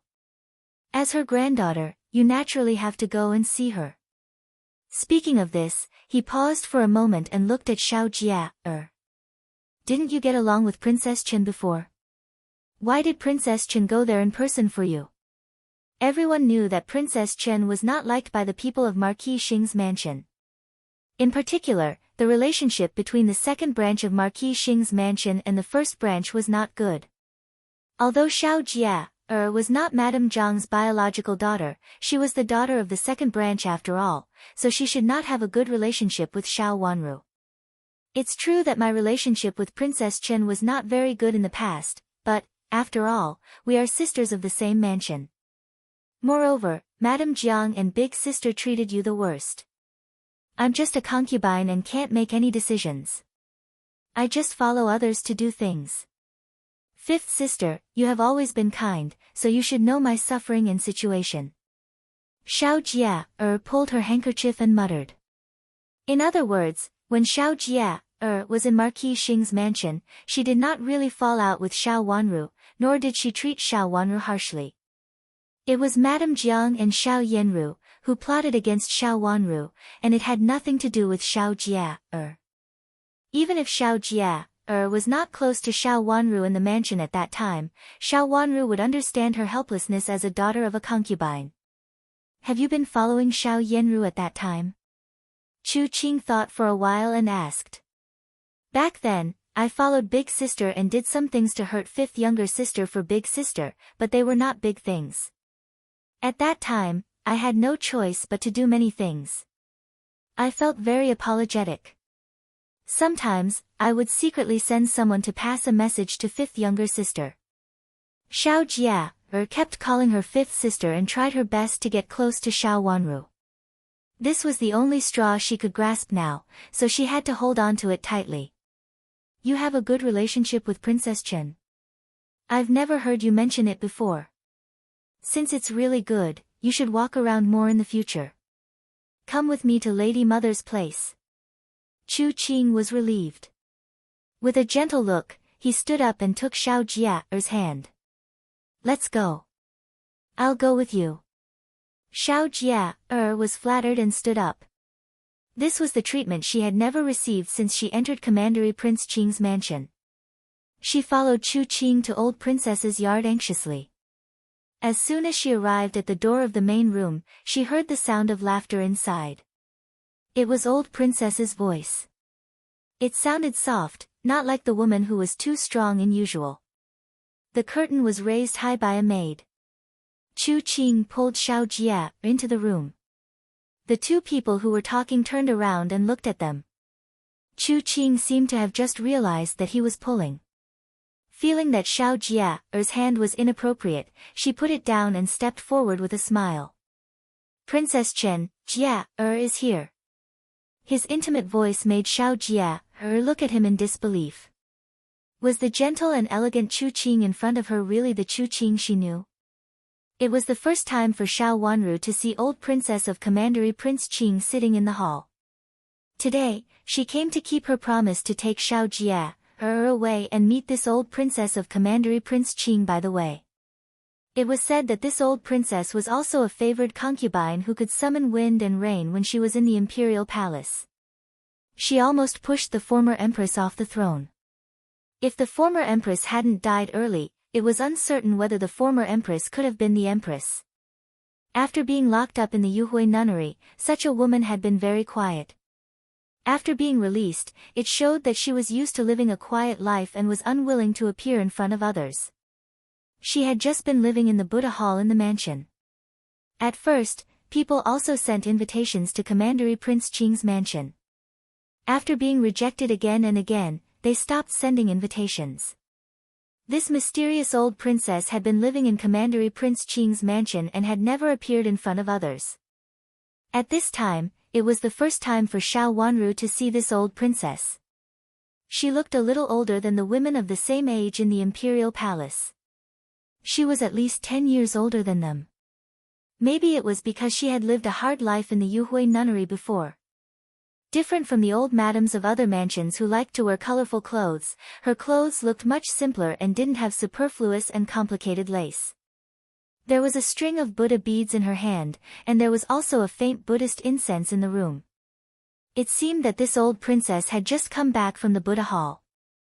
Old Madam of Marquis Xing used to like to study Buddhism, so she also had a string of Buddha beads in her hand. However, the string of Buddha beads of old princess was obviously different from old madam's. At first glance, it was obvious that she often held it in her hand, unlike old madam who only used it occasionally. Although old princess was old, her facial features could still vaguely show the appearance of those years. After all, she was a favored concubine in those years, so how could she not be beautiful?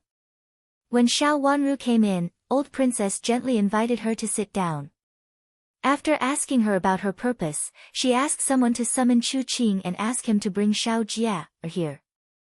The whole process was so gentle that Xiao Wanru felt that the old princess in front of her was really a gentle and kind person. There were many doubts about Chu Qing. Of course, Xiao Wanru did not believe that this old princess was really so gentle and harmless. Since she could give birth to the posthumous child of the late emperor in a place like the Yuhui nunnery, she knew that this old princess was very determined. In order to prevent the child in her belly from being killed, she became the concubine of the late emperor who had not given birth to a child and was sent to the Yuhui nunnery. After that, she gave birth to Chu Qing there. After enduring for so many years, how could it be simple? There were many mysteries in the Yuhui nunnery. Those who could live in such a place for so many years represented mystery. For example, Pushun Nun and Mo Chiui were not simple people. Another point was Xiao Jia's attitude. If this old princess was really kind, how could Xiao Jia think of escaping? As long as there was a slight possibility, Xiao Jia would definitely be delusional. How could she think of leaving Commandery Prince Qing's mansion wholeheartedly? Xiao Jia must have thought of leaving when she had no other choice. When Xiao Jia came in, Xiao Wanru's eyes fell on her, and there was a slight ripple in her eyes. She knew that Xiao Jia would not have a good life, but she did not expect that Xiao Jia Er's life would be so difficult. Her cheeks were so thin that even her cheekbones were protruding. She did not look like a young woman at all. Chapter 12:15. Greetings, Princess Chen. After entering the door, Xiao Jia stepped forward and bowed to old princess without looking sideways. Then she bowed to Xiao Wanru beside her. You're welcome, second sister. Please sit down. Xiao Wanru said softly. Xiao Jia looked up at the old princess sitting in the middle. Princess Chen is so polite. Why don't you sit down and have a good chat? Old princess nodded with a gentle smile. The maid brought a spring stool over, and Xiao Jia sat down sideways. Old princess, since second sister is here, please come back to the mansion with me. Grandma is really. Xiao Wanru sighed softly, looked at old princess and said. Of course I should let Jia go, but I don't know how many days she will stay. Old princess asked gently. Well, I really don't know. It depends on grandma's situation. If there's nothing else, second sister can go back today. Xiao Wanru looked at Xiao Jia and saw the nervousness in Xiao Jia's eyes when she heard what she said. Old madam's health is so poor. Old princess said in surprise. Xiao Wanru said vaguely, Grandma's health is getting worse and worse, and she has some old problems. There are many things to do in the mansion, and there is no supervisor in the backyard. Grandma is tired, so she feels a little uncomfortable. What happened to Marquis Xing's mansion did cause more and more criticism in the capital city. What happened to your second aunt? Why did she get into trouble in the Ministry of Justice? Old princess asked curiously when it came to Marquis Xing's mansion. This matter. I don't know what happened. The Ministry of Justice is still investigating it. Xiao Wanru's smile faded. I heard that Madame Jiang went there because of Princess Chen. Is it true? Old princess continued to ask, as if she didn't see the displeasure on Xiao Wanru's face. Chu Qing sat aside with a smile and said nothing. The Ministry of Justice is investigating the affairs of the Madam of Duke Xing and second uncle. When there is a conclusion, old princess will know, Xiao Wanru said coldly. I heard that Princess Chen's younger brother is the heir of Marquis Xing. Such a big thing happened in Marquis Xing's mansion, but your younger brother didn't go to Marquis Xing's mansion? Old princess asked again. Although she changed the topic, the meaning in her words still made people unhappy. Grandma is in charge of this matter. I don't quite understand it. Xiao Wanru shook her head, and the unhappy expression on her pink little face became more and more obvious. These questions were a little too intimate. Not to mention that old princess and Xiao Wanru had never been friends, even if they had been friends before, she should not have said such words. Princess Chen, I'm sorry. My mother has been living in the Yuhui nunnery for so many years and is used to being straightforward. Chu Qing explained with a smile. Xiao Wanru stood up and said, It doesn't matter. But these things are the affairs of the elders, and I can't interfere in them. It's getting late, so I'll take second sister back first. If there's nothing else, I'll ask Lord Protector's mansion to send second sister back later. Since they were going to see a patient, Commandery Prince Qing's mansion couldn't keep them here. She asked someone to prepare a carriage and followed Xiao Wanru's carriage to Marquis Xing's mansion. When they arrived at Marquis Xing's mansion, Xiao Jia got out of the carriage and wanted to wait for Xiao Wanru, who was behind her, to enter the door together. However, she saw Yu Jia hurriedly get out of the carriage of Prince Chen's mansion, walk up to Xiao Jia, bow sideways to her, and say, Second miss, our princess is not feeling well, so she won't go in. It's up to you. Our princess has fulfilled her promise. She meant that what would happen next had nothing to do with Xiao Wanru. Although Xiao Jia wanted to cling to Xiao Wanru again, Xiao Wanru didn't even get out of the carriage, so they couldn't see each other. Stop. Seeing Yu Jia quickly get into the carriage of Prince Chen's mansion, the coachman raised his whip, turned the horse around and left, leaving Xiao Jia at the door. Concubine. Liu Xiang said. Call her second miss. Xiao Jia, interrupted Liu Xiang. It's second miss.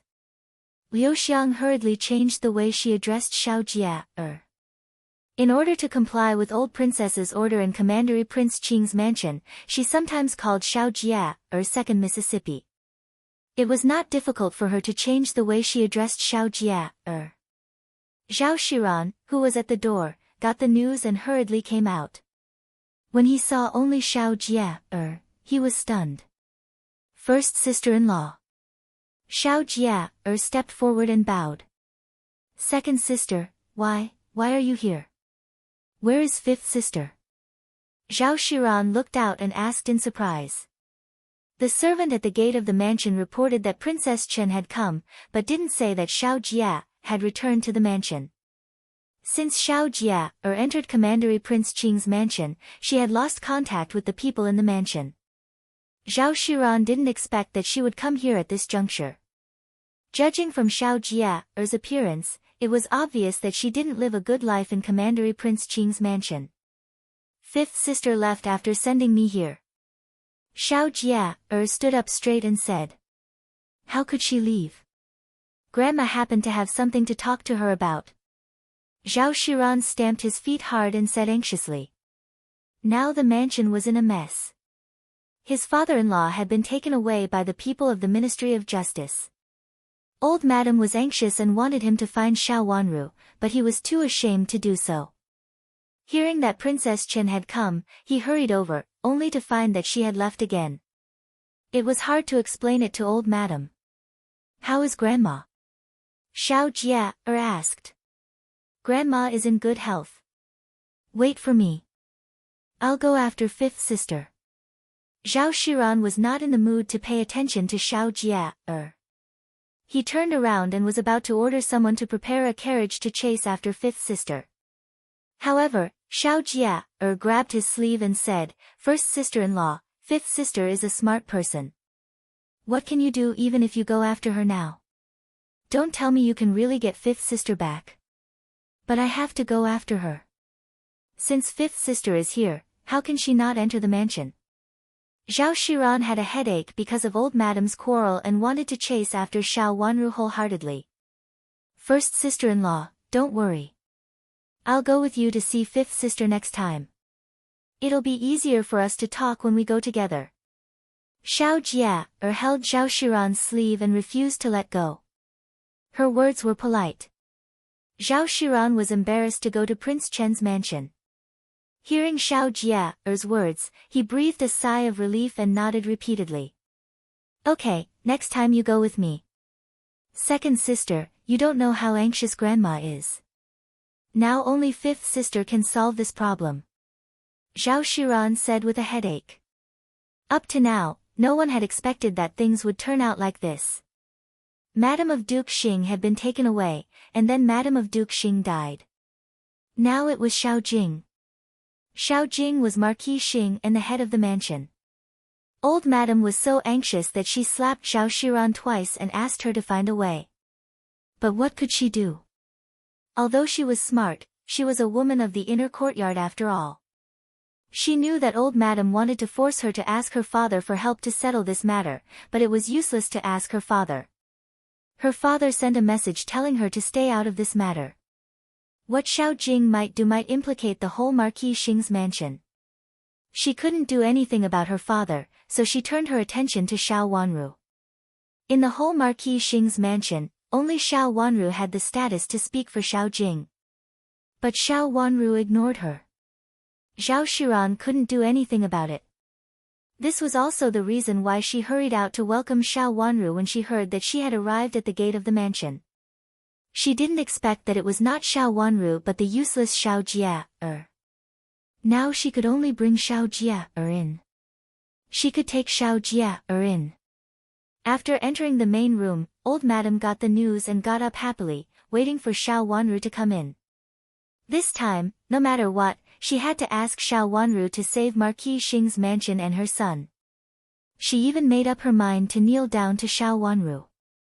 Unexpectedly, it was Xiao Jia and Zhao Shiran who came in.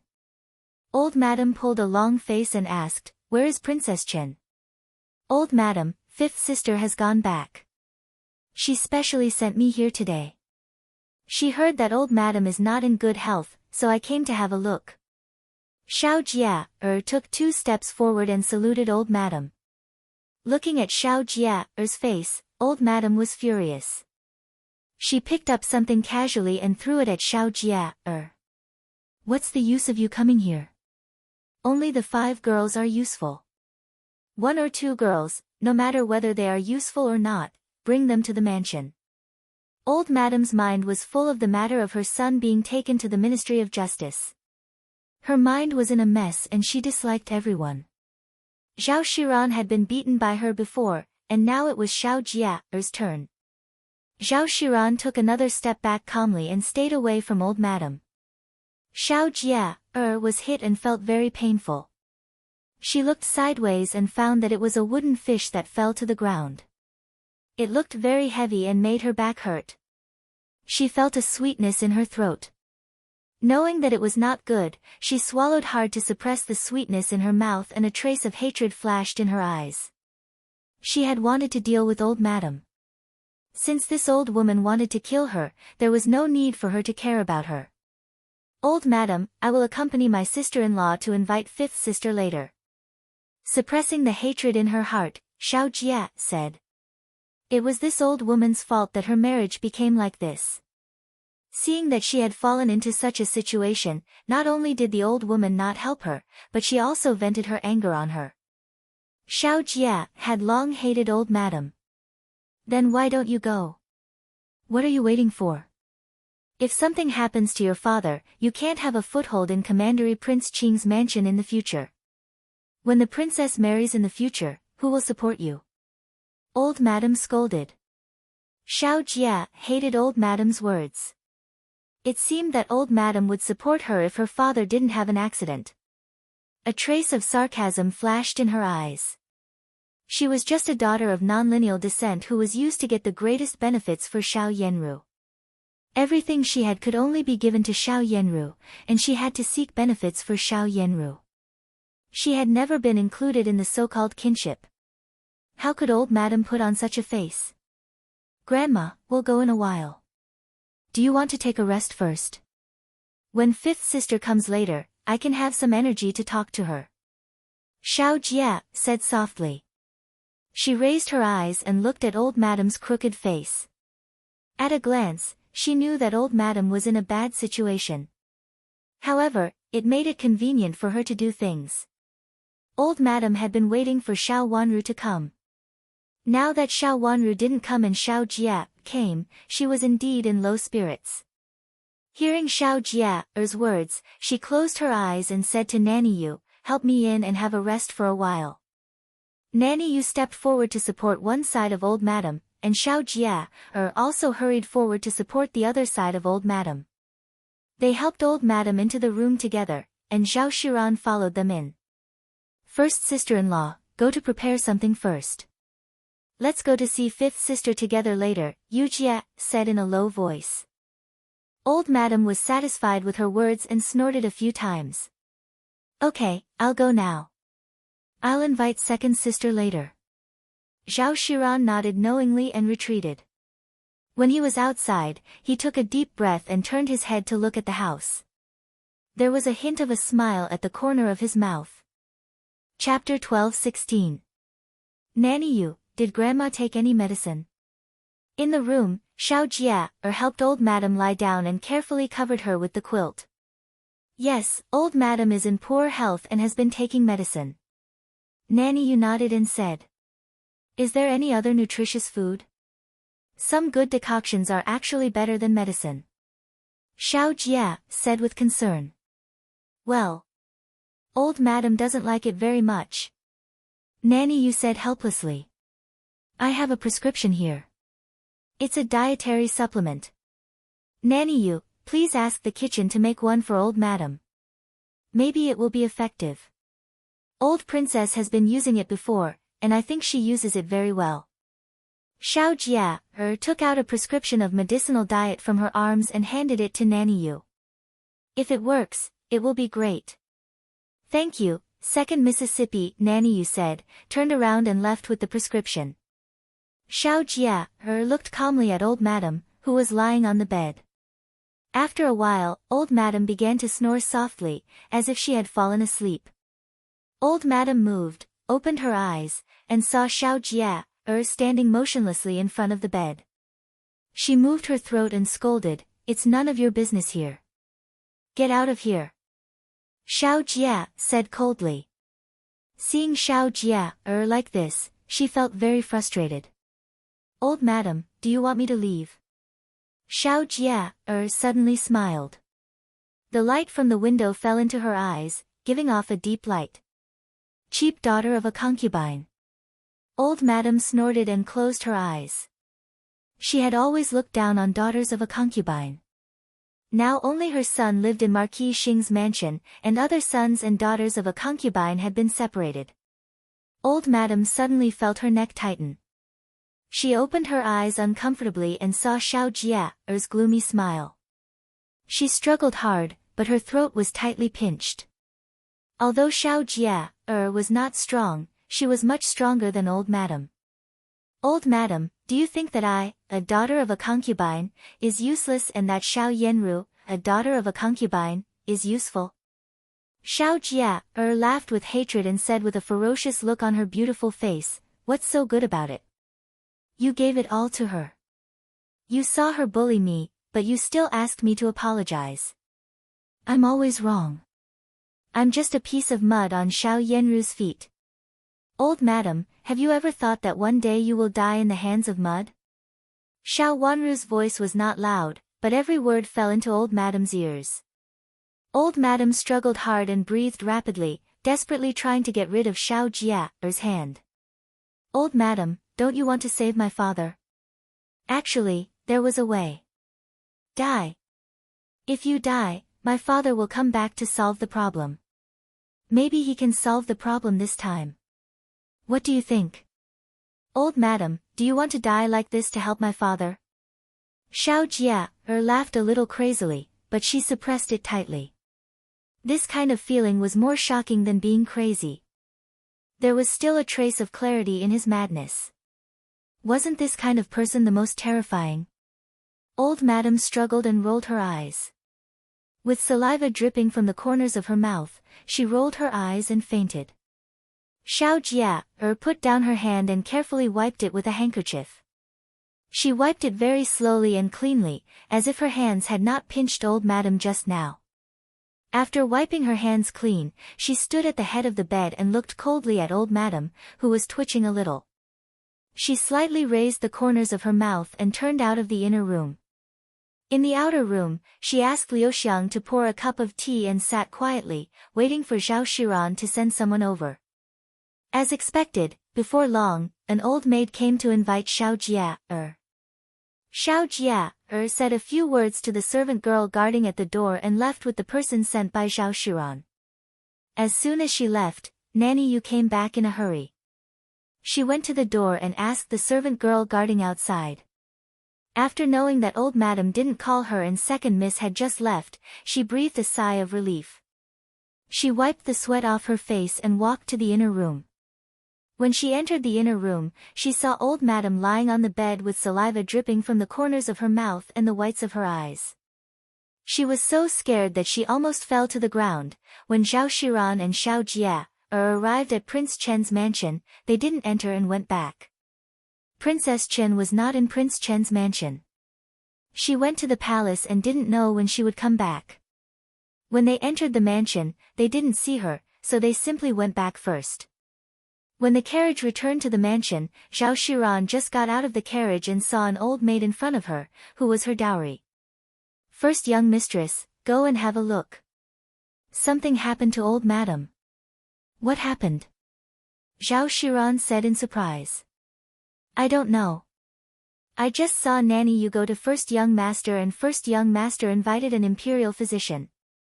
At this time, first young master also went to Chuntang courtyard. Go and have a look," the old maid said. Xiao Jia also got out of the carriage.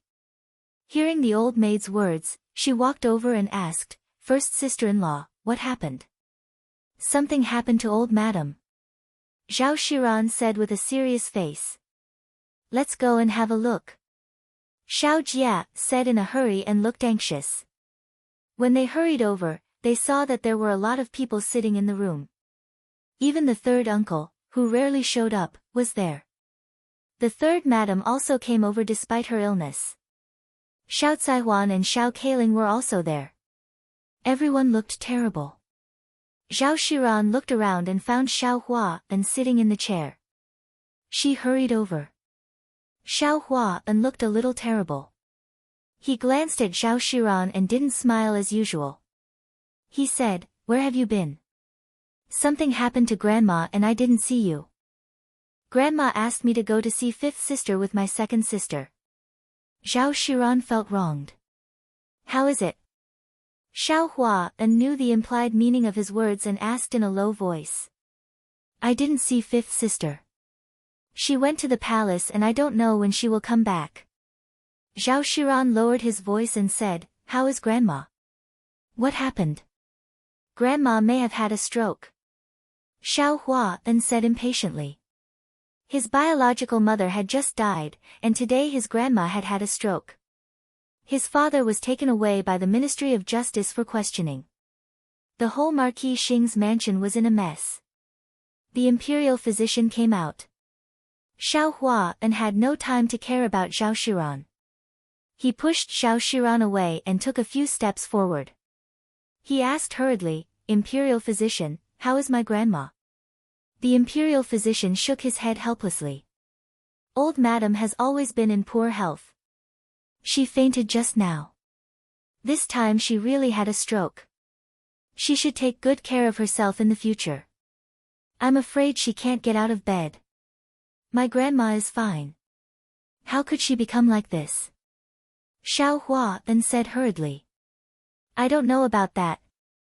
The person lying inside has a stroke, and the people outside don't know about it. Aren't the servants in your mansion waiting on the bed? Do they only wait on the outside from afar? It's normal for an old person who is not in good health to have a stroke. Your mansion is too careless," the imperial physician said. "An old person with such poor health should always be served by someone close to keep an eye on her. Otherwise, it would be easy for something to happen. If there were such people around old Madam of Marquis Xing, she should not have had such a serious stroke. Half of her body had suffered a stroke. How could she move? She must lie in bed for the rest of the time. Is there any other way?" Xiao Hua then asked. "What else can we do? Just take good care of herself. Let her live as long as possible," the imperial physician said. After that, he left with the medicine box and went to the wing room to write a prescription. It was better to take good care of her than not. "Nanny Yu, what the hell is going on?" Third Old Master Xiao looked at Nanny Yu unkindly and said in a stern voice, "My mother has been fine before. How could such a thing happen?" Nanny Yu knelt down. "Third Old Master, I don't know. I just went to get a prescription of medicinal cuisine for old madam and gave it to the kitchen. When I came back, she became like this. This prescription was given to me by Second Mississippi. Since old madam had such a thing happen, how could Nanny Yu stand still?" "Jia, what are you doing here today? What the hell is going on? How did your grandmother become like this?" Third Old Master Xiao's eyes fell on Xiao Jia, and he asked unhappily. "Third uncle, I don't know. When I left, my grandmother was still fine." Xiao Jia, was so scared that she stammered. "What do you mean by you don't know? Since you were there at that time, why didn't you know anything? Did you do something?" Third Old Master Xiao looked at Xiao Jia, suspiciously and said. Xiao Jia, was now the concubine of Commandery Prince Qing. Who knew if she would do something? "Third uncle, how can you say that? I just came to see my grandmother today. I heard from my fifth sister that my grandmother is not in good health. After I came here, my sister-in-law asked me to find my fifth sister together. I have only stayed in the mansion for a short time. How can you blame me? Third uncle, if you don't believe me, I am willing to die to show my sincerity. Xiao Jia was anxious. She cried and wanted to hit the pillar on the side. Liu Xiang pulled her and also cried. The room became more and more chaotic. Third Madam reached out and touched her forehead, only to feel that the blue veins on her forehead were jumping fast. She pressed her eyes hard to suppress the indescribable discomfort in her heart, and then slowly opened her eyes. Well, don't make trouble. Let's see what we should do next. What should we do? What else can we do? Mother is in such a state, and eldest brother is still in the Ministry of Justice. What should we do? Third Old Master Xiao had never been a troublemaker. He was Old Madam's youngest son in the mansion. Although he was disappointing, Old Madam treated him well. Now that the responsibility was going to fall on him, he was also very flustered. Go to the Ministry of Justice to find Master Ho and ask him to go back to the mansion first. Third Madam pressed her hand on her chest and coughed before saying in a low voice. Yes, yes, yes. Find eldest brother. I will go to the Ministry of Justice to find eldest brother now. Third Old Master Xiao's eyes lit up. He said repeatedly, left the mess in the room, and hurried out. The people who stayed were all dumbfounded. Third Old Master Xiao didn't even say a word and really left like this. Who was going to leave this mess to? Third Aunt, you are not in good health. Go back first. Third Sister, Fourth Sister, help Third Aunt. Zhao Shiran had to stand up and take charge of the affairs. Xiao Caihuan and Xiao Kailing had long wanted to leave here. They answered and helped Third Madam to leave Chuntang Courtyard. Second Sister, you also go back first. Zhao Shiran said to Xiao Jia, Sister-in-law, I won't go. Chapter 12-17.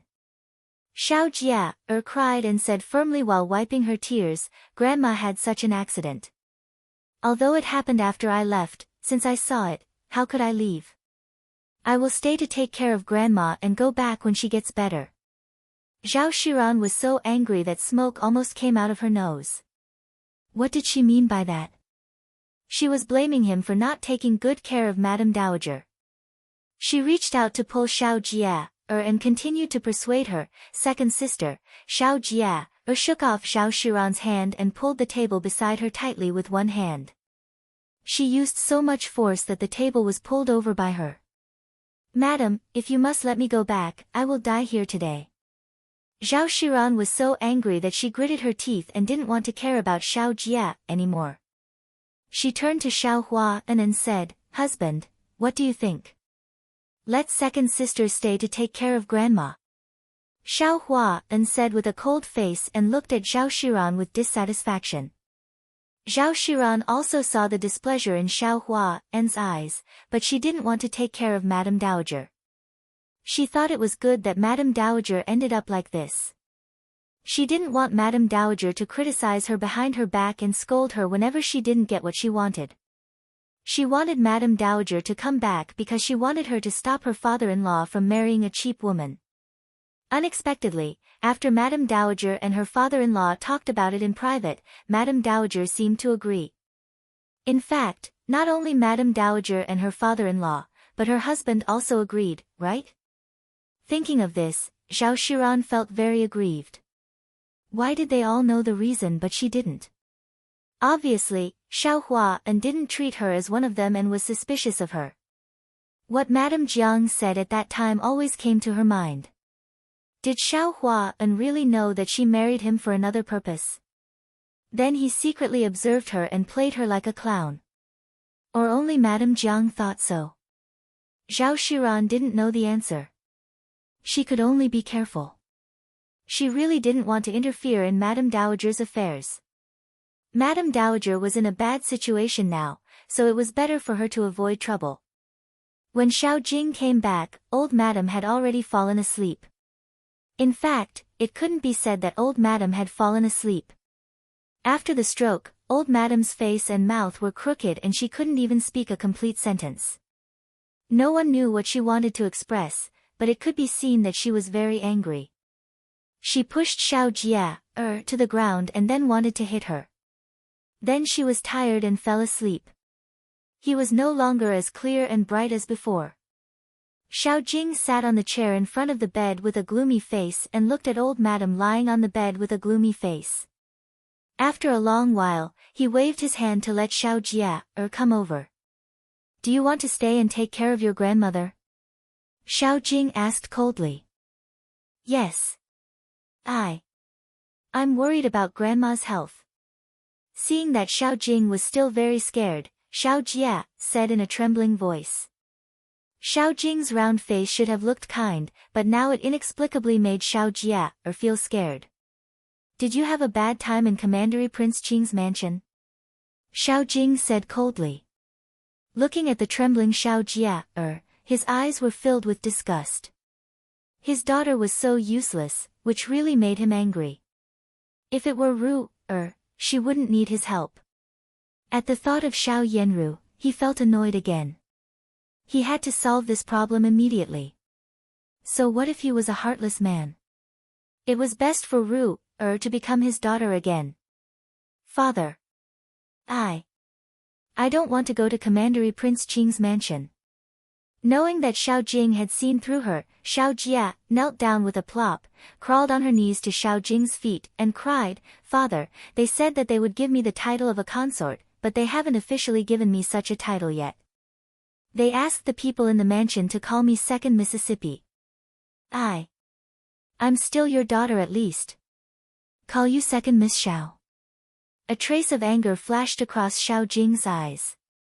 It was not a big deal for her to be bullied by other princes, but Commandery Prince Qing, who was a nobody, dared to slap him in the face. Yes, they said that I'm just your daughter of non-lineal descent, and your daughter of lineal descent is just the lowest Baolin. Why should I be a consort with a rank? Xiao Wanru knew that Xiao Jing had never cared about her, so she specially mentioned Xiao Yanru. Xiao Yanru was the lowest Baolin, and the status of a consort of Commandery Prince Qing was much higher than that of Baolin. Because of Xiao Yanru, Xiao Jia didn't even have a title. Chu Qing had really gone too far.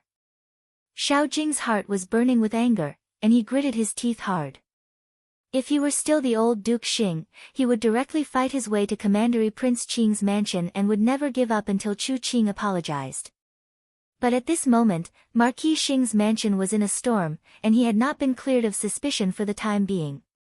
Although it was impossible to find out what had happened in the past, he was still suspected. For him, if there was no great change in his future official career, it would be impossible for him to have any future. Unless Prince Cheng, whom he favored, could ascend to the throne, he could get an important position. Compared with Prince Yu and Prince Shou, Xiao Jing had always favored Prince Cheng, and he was also very angry about his daughter's previous behavior. He favored Prince Cheng, so his daughter could only marry into Prince Cheng's mansion. As for Prince Yu and Prince Shou, they were useless. Otherwise, his daughter would not have ended up like this and even faked her death to leave the imperial palace. It was useless for Xiao Ru to hesitate. This time, he would not allow her to be so willful and ruin both herself and Marquis Xing's mansion. As long as Prince Cheng could succeed, everything that had happened before would not be a big deal. The position of the heir of Marquis Xing would also be restored, and Marquis Xing's mansion would be restored to Duke Xing's mansion because of the merit of conferring the throne. Everything would not be a problem as long as he followed Prince Cheng closely and sent his daughter to him. Since you don't want to go, stay here and take good care of your grandma. Xiao Jing stood up and said coldly.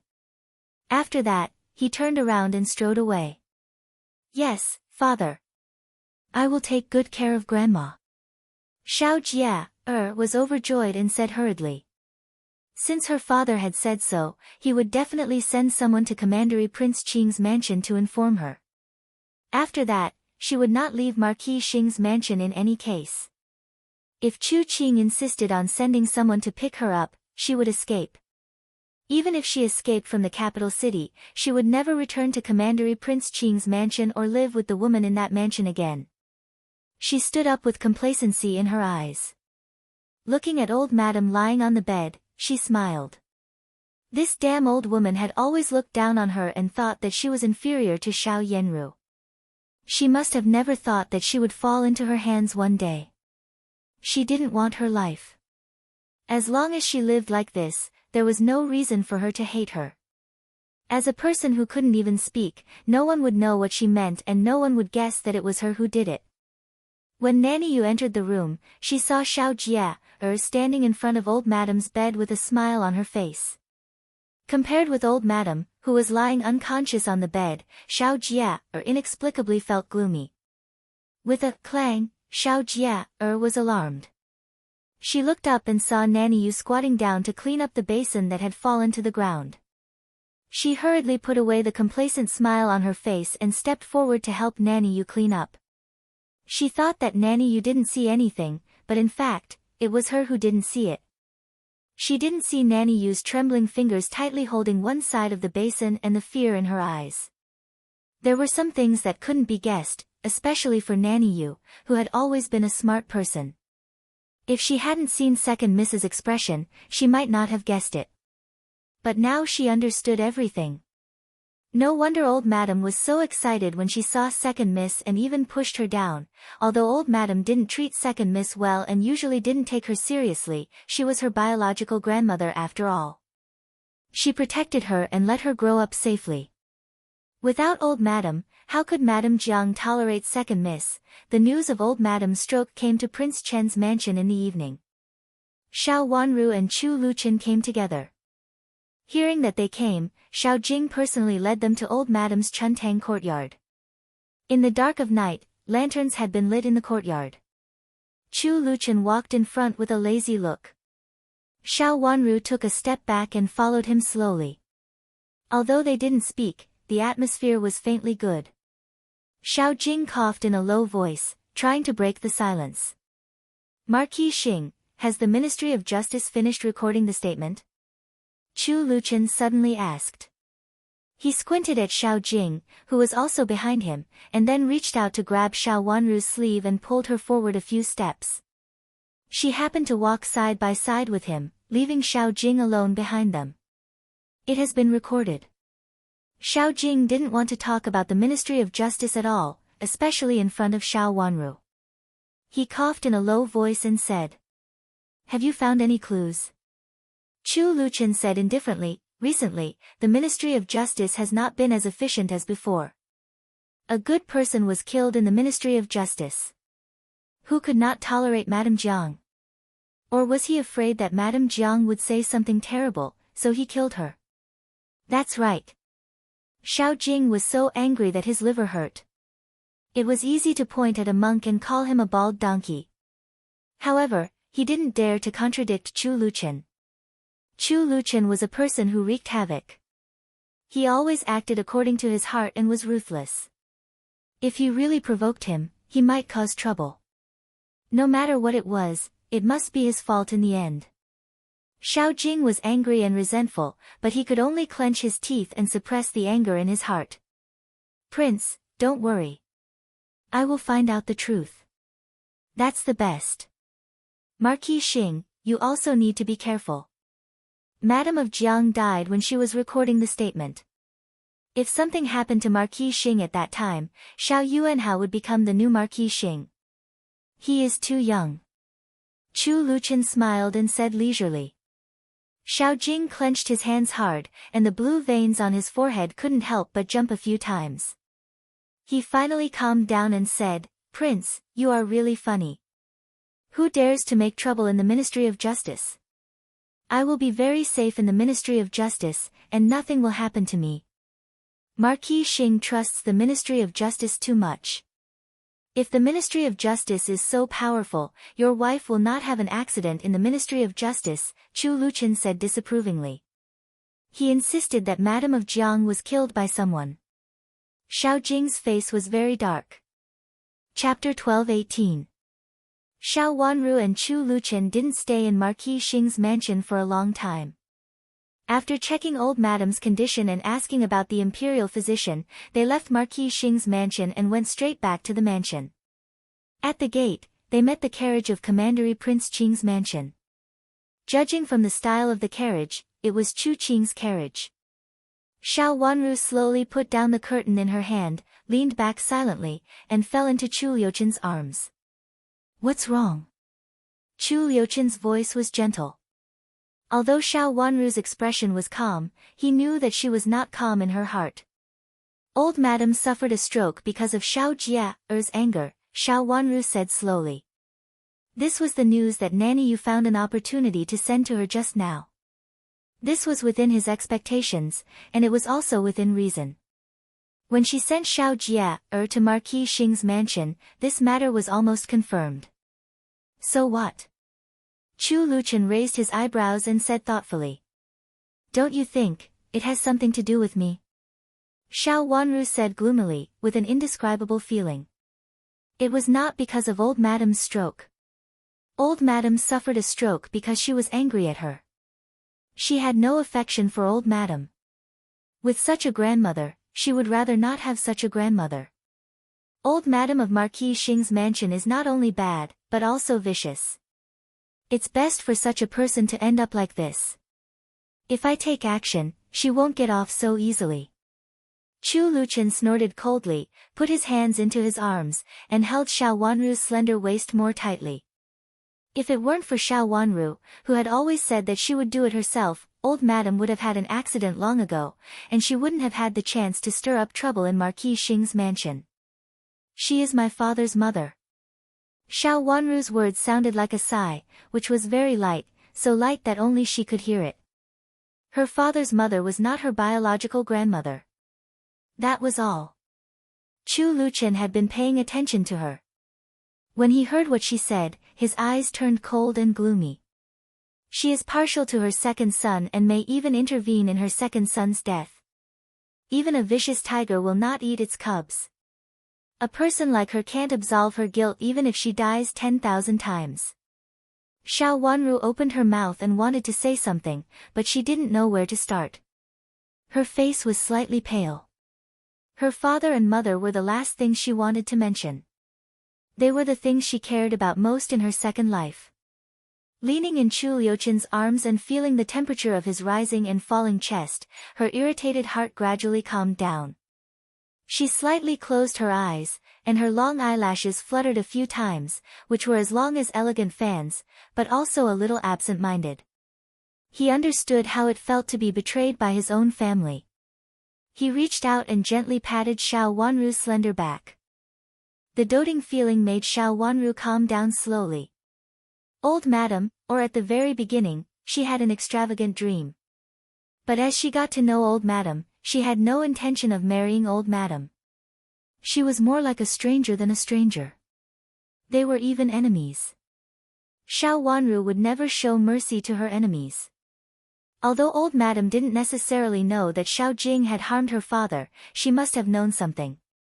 In this case, she still protected Xiao Jing wholeheartedly and watched Madam of Duke Xing and Xiao Jing harm her and how. She didn't care about the so-called grandfather-granddaughter relationship at all. Although she was her father's biological mother, she had nothing to do with her. Her watery eyes under her long eyelashes were dark, as if they had attracted all the light. It was a burning hatred that could destroy this false kinship.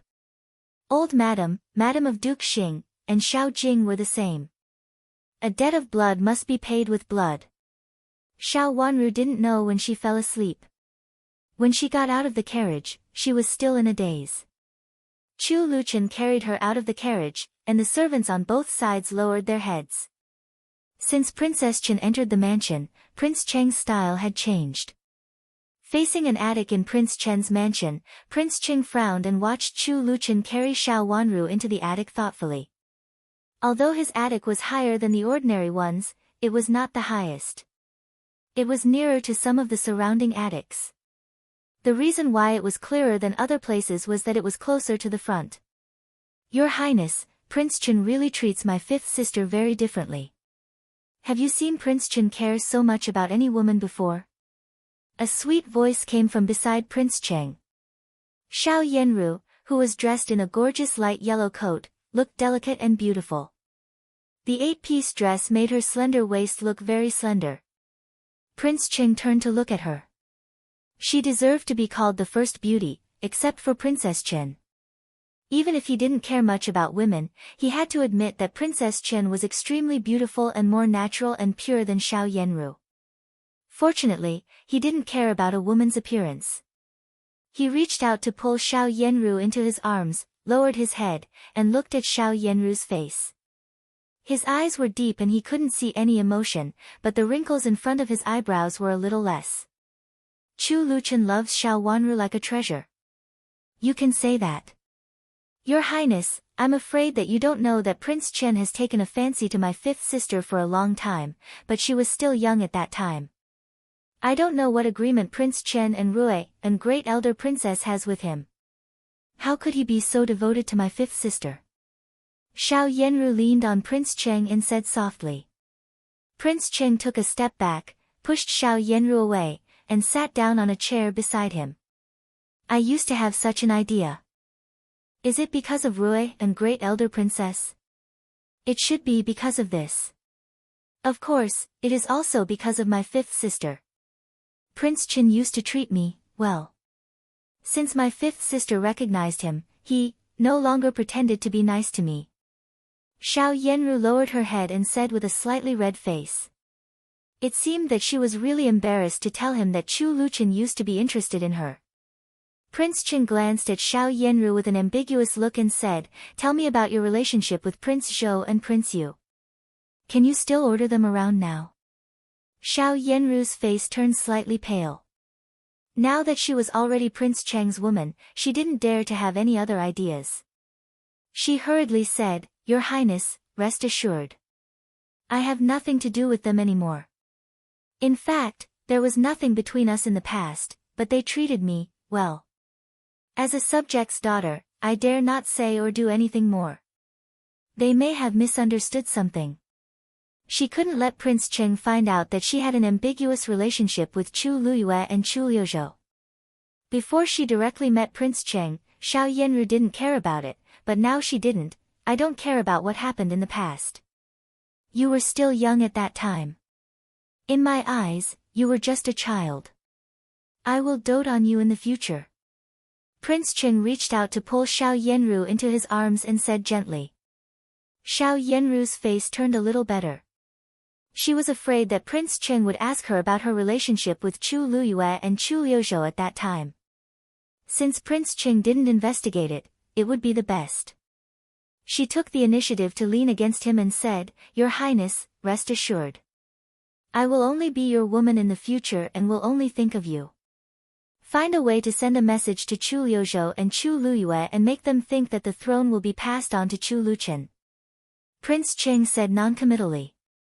He was also annoyed now because he was involved in Xiao Jing's affairs. Xiao Jing was also useless.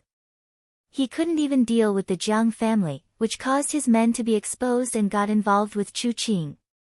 He was in a mess here. He was afraid that the matter of the minor official would be found out. Although he might not be found out, it would make his brother more suspicious of him. Prince Cheng felt a headache because of this. He just wanted to be a hidden king, so he didn't come to the front of the stage directly. If he needed to appear in front of everyone, he had to make Chu Luyue, Chu Liuzhou and others all get into trouble. His brother had no other choice and the throne would be his. Xiao Yenru clenched her hands and subconsciously pulled Prince Cheng's clothes, saying, Your Highness. Prince Zhou, Prince Yu and she wanted to say that Chu Liuzhou and Chu Luyue were not very close to her, but when she saw Prince Cheng's cold eyes, she swallowed her words. It didn't mean that she didn't know anything. Her father said that if she didn't perform well, she would have nothing to do when Prince Cheng ascended the throne in the future. Your Highness, don't worry. I will find a way to send a message. Xiao Yenru said softly. She took the initiative to stick close to Prince Cheng, and her towering chest pressed against Prince Cheng's firm chest. How could Prince Cheng not understand such a lively beauty who took the initiative to flirt with him in both words and behavior? He reached out his hand and slid it under his clothes, saying, Go and meet them. Xiao Yenru blushed and almost didn't hear what he said. She said with her watery eyes and charming charm, Your Highness, go and meet them. I won't care about it. Let them know that you still care about them. Of course, I will also send such a good news to them. Prince Ching said with a smile and moved his hands slightly, which made Xiao Yanru exclaim. She felt hot all over and looked at Prince Ching affectionately. Her eyes were so soft that tears almost flowed out. Prince Ching laughed, carried her to the bed behind the screen, and threw Xiao Yanru on the bed. The clothes on the bed were in a mess. After a long while, the movement on the bed disappeared.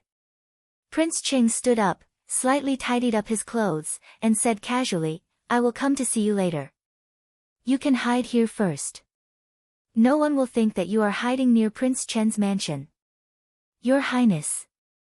Xiao Yanru looked up at Prince Cheng, only to see that he had pushed the door open and gone out. She bit her lip and clenched her hands with hatred. She was the daughter of the lineal wife of Marquis Xing, not a prostitute, but Prince Cheng treated her so casually. Xiao Wanru, it was all because of this bitch. Prince Cheng went downstairs and carefully washed his hands in the basin handed over by Shi Lu. He washed his hands very carefully, as if he was washing something very dirty. His eyes were lowered, and his face could not be seen clearly. Your Highness, you'd better go back and wash your hands. Shi Lu looked at the attic above and couldn't help reminding him. Chapter 12:19. Remember in 1 second, 800 mail sign /say net wonderful pop-up window free reading. Chu Qing came back from Marquis Xing's mansion in a hurry and went directly to Old Princess's courtyard as soon as possible. After sitting down, he picked up the warm water on the table, drank half a cup at once, and then put it down heavily. How is it? Old Princess asked. There was no one else in the room except Old Princess and her son. This bitch doesn't want to come back. She said that she wanted to accompany old Madam of Marquis Xing and had a stroke. Chu Qing said angrily. He did not expect that Xiao Jia would stay in Marquis Xing's mansion so decisively. Something happened to old Madam of Marquis Xing's mansion, which made it reasonable for her to stay there. If he insisted on letting her come back, it would be a little too much. I told you at the beginning that Xiao Jia was not a good person, but later you were bewitched by her and actually thought that she was good. Look, such a thing happened, and it must be her who secretly spread the news. I heard that she and Lord Wen, who came to the mansion that day, grew up together and were childhood sweethearts. Old Princess sneered. Without outsiders present, her indifference all disappeared, and she became much sharper. With a pair of long and narrow eyes, she looked a little more sinister than Chu Qing. She did not look like a woman who cultivated peacefully in the Buddha Hall at all. Mother, it's useless to say this now. Chu Qing said impatiently. If he had known that Xiao Jia might have done something bad, he would have killed her at that time to avoid so many accidents. Not long after Xiao Jia left, the officials of the Ministry of Justice came to the mansion to check again and came back. Although he was unhappy, he could do nothing but watch the body of the petty official being found out from his mother's Buddha Hall. A petty official of the Ministry of Justice was dead. This petty official was also related to the death of Madame of Marquis Xing. Later, the officials of the Ministry of Justice also found that this petty official might have entered Madame of Marquis Xing's room at that time, which meant that if Madame of Marquis Xing did not commit suicide, she might have been killed by this petty official. In the end, this petty official even appeared in Commandery Prince Qing's mansion. With so many things mixed together, Chu Qing felt a headache coming on. He just wanted to get to the bottom of things. When he found the petty official, the black-clothed men had just retreated. Someone had found the petty official and thought that he was one of the black-clothed men. After interrogating him, he found out that the petty official didn't know anything. He was knocked unconscious on his way back to the mansion and sent to him. After understanding this, Chu Qing's mind was only filled with the word, set up. Someone had set him up. He had severely punished the low-ranking official and learned Xiao Jing's name from him. He knew that it was Xiao Jing who had asked someone to send him a message to attack the Jiang family and made it seem that the Jiang family had killed herself by hitting the wall. Then, he vaguely mentioned a person. Others might not know this person, but Chu Qing did. This person seemed to be Prince Cheng's man. That was to say, Prince Cheng had a connection with Xiao Jing.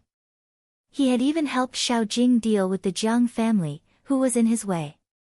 The relationship between them was even more unusual. During the punishment, he accidentally killed a petty official. Chu Qing had thought that he would find a way to get rid of the petty official after the matter had passed. Unexpectedly, the Ministry of Justice had found him. If his mother hadn't put the blame on the assassin in the end and said that the Ministry of Justice was the mysterious black-clothed assassin who wanted to assassinate them and their son, they wouldn't have been able to get away at that time. Even so, the entire Commandery Prince Qing's mansion was now under surveillance. Someone must have told the Ministry of Justice what had happened to the petty official. Otherwise, it was impossible for them to come back after searching again and finally find him. Old Princess and Chu Qing had investigated and found Xiao Jia, the most suspicious person. However, Xiao Jia had returned to Marquis Xing's mansion. Chu Qing immediately took someone to Marquis Xing's mansion. He said that he was going to invite Xiao Jia, but in fact, he was going to catch Xiao Jia, and bring her back. Unexpectedly, Xiao Jia had been prepared. Something happened in Marquis Xing's mansion. It was said that old Madam of Marquis Xing had a stroke and Xiao Jia, stayed to take care of her seriously ill grandmother. At this time, it was no longer a suspicion but a certainty. Xiao Jia, was the person who had tipped off Wen Shiqi. Mother, what should we do? Will this bitch know other things in our mansion? If others know, it will be bad. Chu Qing said coldly. If he saw Xiao Jia, at this time, he would definitely kill her with a knife. I don't think so. I have been keeping a close eye on her in the past and usually don't let her get close to me. When something happens, I ask her to go back. At most, she knows that I don't like her. It's impossible for her to know other things. Old Princess shook her head. Under the lamp, her face looked gloomy, but there was some strange color in it from time to time. Will the Ministry of Justice believe what you said? Chu Qing thought for a while and said. Although Wen Shiqi of the Ministry of Justice had left, he was still worried and felt that this matter would not be so easy to solve. I will go to the palace to see the Empress Dowager tomorrow. Old Princess gritted her teeth and said. Wen Shiqi was really difficult to deal with. He was so stubborn. It seemed that he would not let go of Commandery Prince Qing's mansion so easily. Mother, are you going to the palace tomorrow? Chu Qing exclaimed. He knew that his mother was most unwilling to go to the palace. Yes, I have to go to the palace to see the Empress Dowager. I heard that the Empress Dowager is ill. Old Princess gritted her teeth and said. When she left the palace, she had made up her mind that she would definitely come back. When she came back, she had been looked down upon by others. When she came back, she must ask someone to carry her sedan into the palace from the main gate. But now it was not the right time. She would not just talk about these personal disputes. Otherwise, her son would not have been in trouble at that time. Mother, be careful tomorrow. Chu Qing said worriedly. Don't worry. We have people in the palace. Old Princess smiled coldly and slightly raised the corners of her mouth. The meaning of mockery was obvious. In the end, Old Princess of Commandery Prince Qing's mansion did not enter the palace the next day because the Empress Dowager went to Huaguang Temple to worship Buddha. Xiao Wanru accompanied the Empress Dowager. In addition to the Empress Dowager and the Empress, Xiao Wanru, Princess Chen, came next. There were not many people, but all of them were noble. Except for Xiao Wanru, Princess Chen, who was inconspicuous. When they arrived at Huaguang Temple, Xiao Wanru accompanied the Empress Dowager and the Empress for a chat. Since the previous incident, the Empress's attitude had become much kinder. When she saw Xiao Wanru, she also smiled, as if the two of them had always been on good terms. She flattered the Empress Dowager and made the Empress Dowager laugh from time to time. The atmosphere was very harmonious. After talking for a while, the Empress Dowager was a little tired. She asked the Empress and Xiao Wanru to enjoy the scenery by themselves and didn't need to stay here. Nanny Wei also repeatedly promised that she would keep an eye on the Empress Dowager. The Empress and Xiao Wanru came out of the courtyard and said, "Princess Chen, if you are tired, go to have a rest." "Thank you, Empress." Seeing that the Empress didn't want her to accompany her, Xiao Wanru said goodbye with a smile. She didn't want to accompany the Empress. It was best for them to enjoy the scenery separately. The Empress nodded and watched Xiao Wanru leave silently. The smile on her face slowly faded. "Your Highness, let's go over there to enjoy the scenery. I heard that the purple bamboos in Huaguang Temple are good. It's rare for you to go out of the palace, so you should relax." The palace maid who came to serve the Empress said softly. The Empress turned around and asked in a low voice, "Is Prince Zhou here?" "Yes." The palace maid's voice became lower and lower, and only the Empress, who was close to her, could hear it clearly. Hearing that her son had come, the Empress took a deep breath. During this period of time, she had been imprisoned in her palace, and it was not easy for her to meet her son. This time, she tried to get the Empress Dowager's permission to go out. She had something to discuss with her son, which couldn't be known by others. "Did anyone find out?" "Don't worry, Your Highness. Prince Zhou is very careful. He just pretends to be an ordinary noble young master and doesn't come in with his real identity," the palace maid said. The Empress nodded and was quite satisfied with Chu Liuzhou. Although she was locked up, her son did a good job. Compared with the time when she was in front of him, he was much more sensible and sensible. Xiao Wanru didn't expect to meet Madam of the Prime Minister and Gu Shishu here. The banquet that was to be held by the Prime Minister's mansion was postponed because of the Jiang family's funeral. Marquis Xing's mansion and the Prime Minister's mansion were together. One had to hold a funeral because of the death, while the other was busy choosing a daughter-in-law. This was really unreasonable and weird. After thinking about it, Madam of the Prime Minister finally postponed the banquet so that it didn't meet the Jiang family's funeral. "Who is this?" Seeing Xiao Wanru coming from a distance, Madam of the Prime Minister asked Gu Shishu, who was supporting her, who didn't look like a member of an ordinary family. Her appearance could be said to be exceedingly beautiful. Her son would definitely like her. In order to let her youngest son get married, Madam of the Prime Minister also took great pains to find a daughter-in-law for him. However, her youngest son didn't care about her at all. Madam of the Prime Minister was so anxious that she had blisters in her mouth. If it was the girl in front of her, her son should be willing to marry her, right? She had never seen such a beautiful miss from an aristocratic family. "Aunt, she is not. She is Princess Chen." Seeing the amazement and desire in Madam of the Prime Minister's eyes, Gu Shishu knew what she meant. She gritted her teeth and hated her aunt. She was the closest person to her aunt, but her aunt couldn't see her. "Is she Princess Chen?" Madam of the Prime Minister stopped. She didn't know her before, so it didn't matter whether she greeted her or not. Now that she knew her, of course, she had to greet her. When the Prime Minister returned to the mansion, he had told her in private about Prince Chen, so she paid special attention to the princess of Prince Chen's mansion.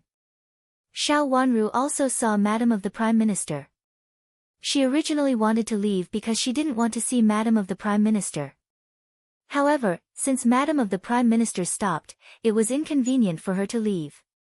She took a few steps forward and looked at Madam of the Prime Minister opposite her gracefully.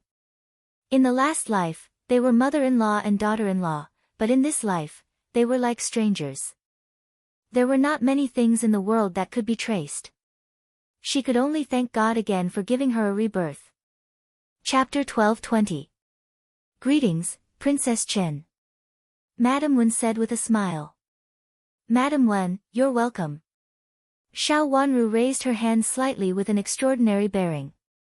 "Princess Chen, do you happen to come to Huaguang Temple today?" Madam Wen asked with a smile. "I came with Imperial Grandmother and the Empress," Xiao Wanru said. The Empress Dowager didn't want to alarm others, so she didn't make it public this time. Except for a few people, no one else knew it. "Empress Dowager is also here." "Where is she now?" Madam Wen asked.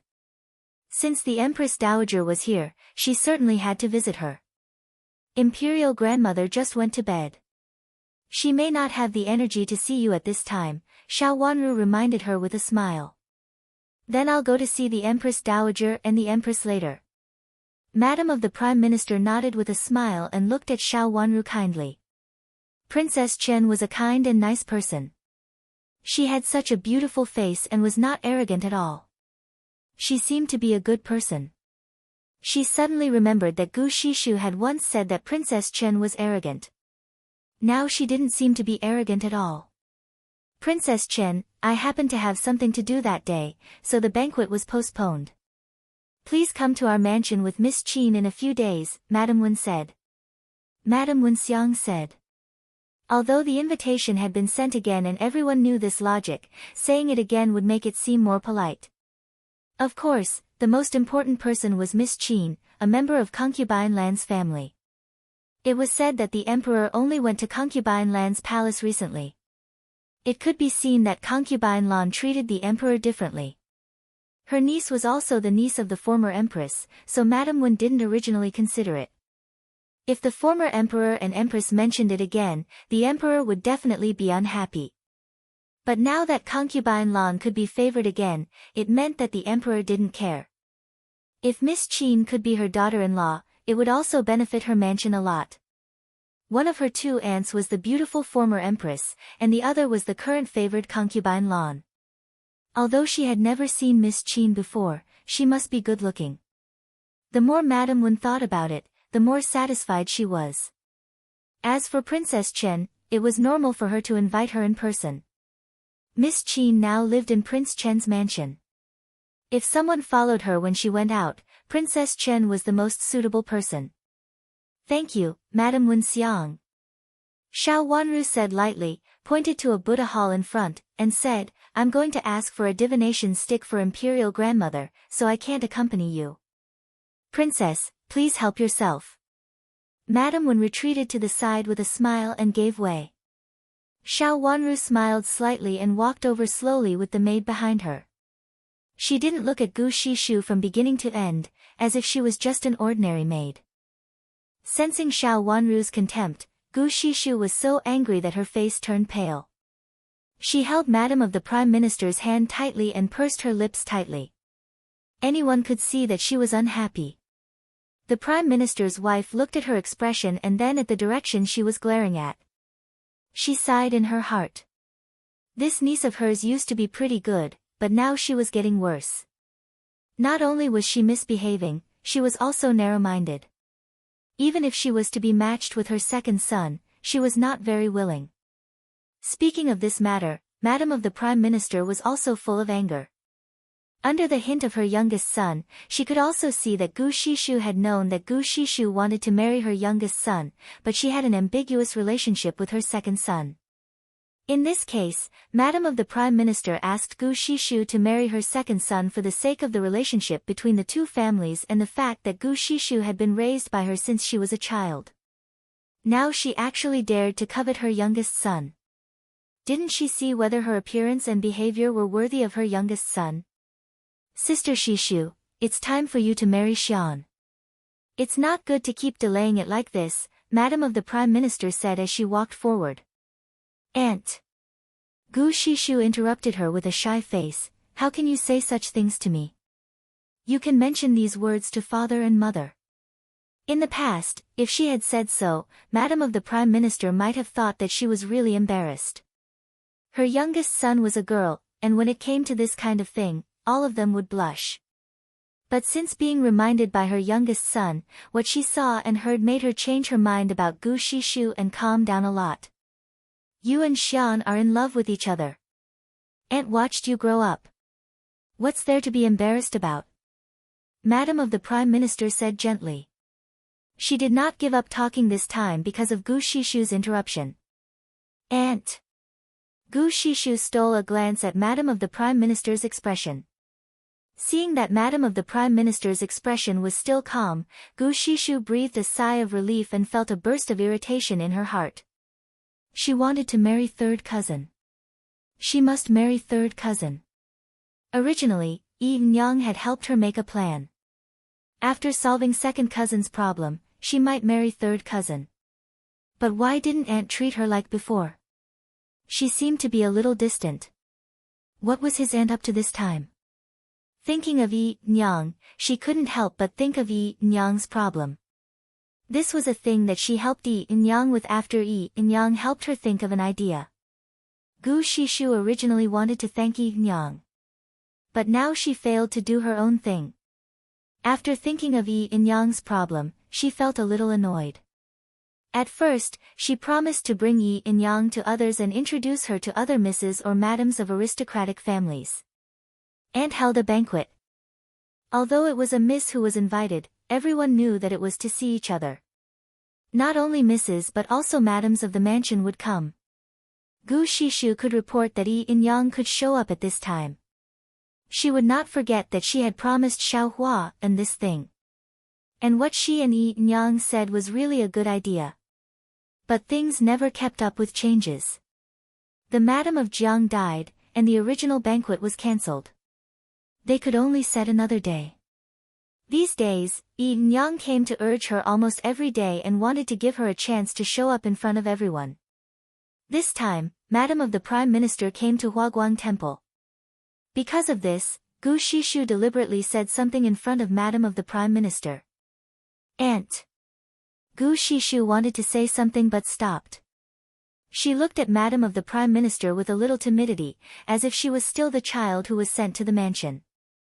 What's wrong? Madam of the Prime Minister's voice softened unconsciously.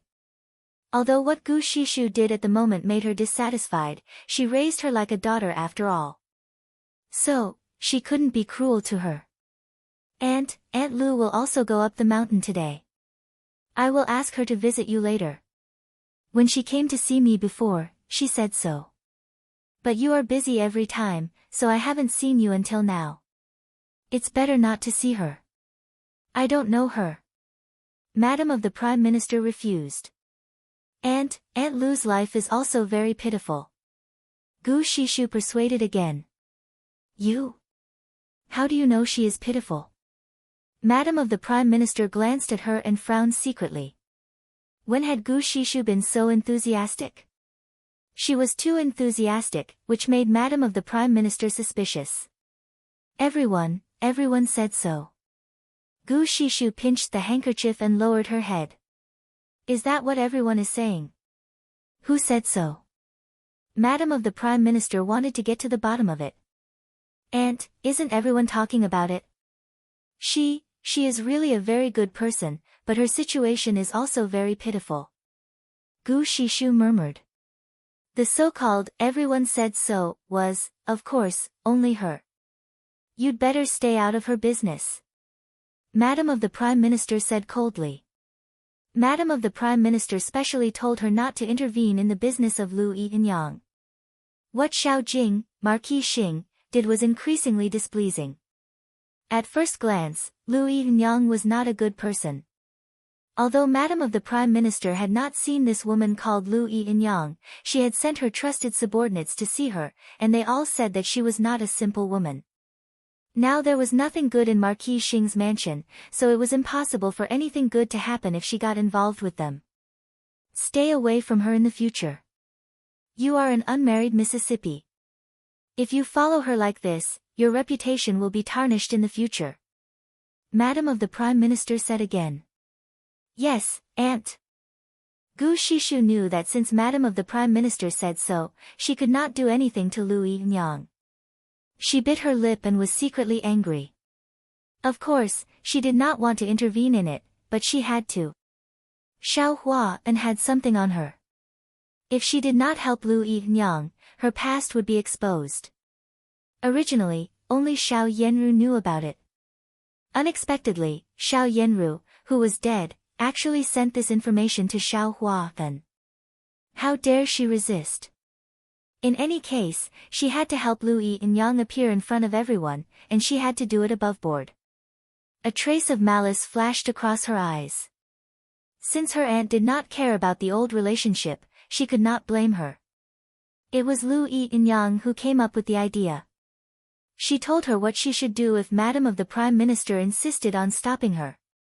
She had thought that it was useless before, but now she felt that it was really useful. Then she would follow Lu Yiyang's idea. It was all her aunt's fault. She could not be blamed. Xiao Wanru wandered outside for a while. Only Yujia and Qing followed her, so she was very leisurely. Calculating the time, she walked back slowly when it was almost lunchtime. She walked around the purple bamboo forest and looked at the steel forest inside. In fact, she was not very hungry, so she was not in a hurry. This time, she accompanied the Empress Dowager to offer incense. Because they came here in private, there was no ostentatious scene. Moreover, they could stay on the mountain for a night, so they were very comfortable. The Empress Dowager's courtyard was in the middle. One of the courtyards belonged to Xiao Wanru, and the other belonged to the Empress. If Xiao Wanru wanted to have lunch, she could go back to her courtyard. The Empress Dowager had told them before that they did not need to follow her. As for the Empress, it seemed that she would not be willing to have lunch with Xiao Wanru. Xiao Wanru happened to think so. They did not use the courtyards left by the royal family. The courtyards they came from were basically those for distinguished guests in ordinary incense rooms, which were both elegant and inconspicuous. As they were walking, they suddenly saw an old maid coming out of a path in a hurry. Because she walked in a hurry, she almost bumped into Xiao Wanru. After withdrawing her foot, she fell heavily to the ground and covered her foot in pain. It seemed that she was injured. Chapter 12:21. Who are you? Qing stepped forward and stood in front of Xiao Wanru to protect her.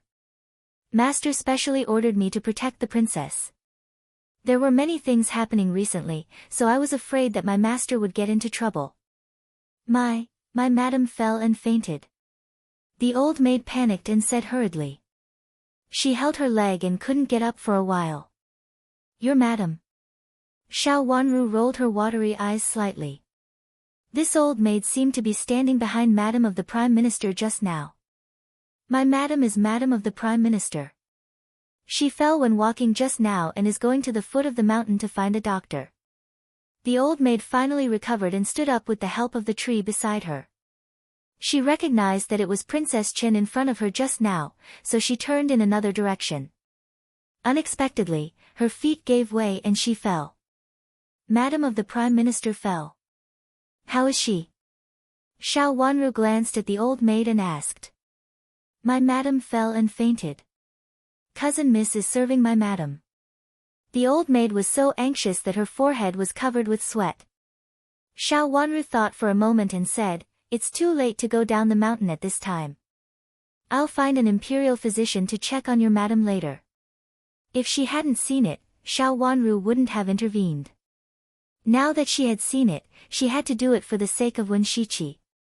There were 2 imperial physicians serving the Empress Dowager.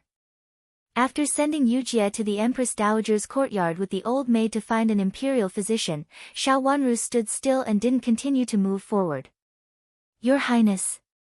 Seeing that she had been standing there, Qing looked at a mountain in the distance and asked with concern in silence. I'm fine. Let's go. Xiao Wanru smiled slightly with a faint smile in her watery eyes. With a sweet smile on her lips, she moved her feet and walked slowly. Just now, she suddenly thought of Madam of the Prime Minister and herself in the last life. The Empress Dowager had gotten up, but the Empress was not there. Hearing that Madam of the Prime Minister fell and fainted, the Empress Dowager asked Xiao Wanru to go over and have a look. The Prime Minister's identity was not ordinary, and the Empress Dowager had always thought highly of Madam of the Prime Minister. Since the Empress Dowager had instructed, Xiao Wanru didn't stay. It was a little early for lunch at this time, and she didn't feel hungry at this time, so she went to Madam of the Prime Minister's courtyard. Coincidentally, the 2 places were not far apart. My mother is also here. Yujia, who had come back and accompanied Xiao Wanru, reported as she walked. Yes, she's so busy. If I didn't know her, I would have thought she was from the Prime Minister's mansion. Yujia curled her lips and said. Then let's walk slower. Xiao Wanru stopped. Princess, what's the matter? Qing was sensitive and asked subconsciously. It's not a big deal. We are not doctors. The imperial physician has already gone there. It's time to treat the symptoms. It doesn't matter if we go earlier or later. Xiao Wanru raised her long eyelashes and said disapprovingly. Of course, the two maids would obey their master's orders. The group of people walked very slowly. When they arrived at the door of Madam of the Prime Minister's residence, Xiao Wanru happened to see the imperial physician coming out, so she stopped. Greetings, Princess Chen. The imperial physician stepped forward and bowed. How is Minister Wen's wife? Xiao Wanru asked. A maid sent the imperial physician out. When he saw Xiao Wanru, he hurriedly bowed and went back into the courtyard to report. Minister Wen's wife missed her step and fell down. She is still in a coma now. Fortunately, someone helped to treat her injury and kept her alive with century-old ginseng. Otherwise, she would have been in big trouble this time, the imperial physician said. Almost had a big trouble? Xiao Wanru raised her eyebrows. Almost had a big trouble. The imperial physician nodded. The so-called big trouble was a matter of life and death. In other words, Minister Wen's wife almost died. Her long eyelashes fluttered twice, like two fluttering butterflies. She just fell down. How could she be so serious? Xiao Wanru asked. Maybe it was an accident. Now she is fine. She just needs to have a good rest, the imperial physician said. Xiao Wanru nodded and walked to the gate of the courtyard. Gu Shishu had come out in a hurry. When she saw Xiao Wanru, she hurriedly stepped forward and bowed. Greetings, Princess Chen. How is Minister Wen's wife? Xiao Wanru asked again. Auntie is fine now. Fortunately, the imperial physician is here. Gu Shishu looked pale with lingering fear. It could be seen that she was badly frightened. It's good that nothing serious happened. Xiao Wanru said gently, can I go to see Minister Wen's wife now? Gu Shishu hesitated for a moment and said hesitantly, please forgive me, Princess Chen. I'm afraid Auntie can't see you in her current situation. Of course, she didn't want Xiao Wanru to go in. Okay then. Xiao Wanru didn't insist on going in. She nodded and said, I'll go back first. If you need an imperial physician, come straight to me. Thank you, Princess Chen. Gu Shishu didn't expect Xiao Wanru to be so easy to get rid of. She breathed a sigh of relief and agreed with a smile. Seeing Xiao Wanru leave, she hurriedly returned to the main room. Anyang was still serving Minister Wen's wife in the main room. It was an inner room. Hearing the sound at the door, she looked over and was relieved when she saw that only Gu Shishu was there. Didn't you come in? She didn't come in. Auntie is still unconscious at this time. It's useless to come in.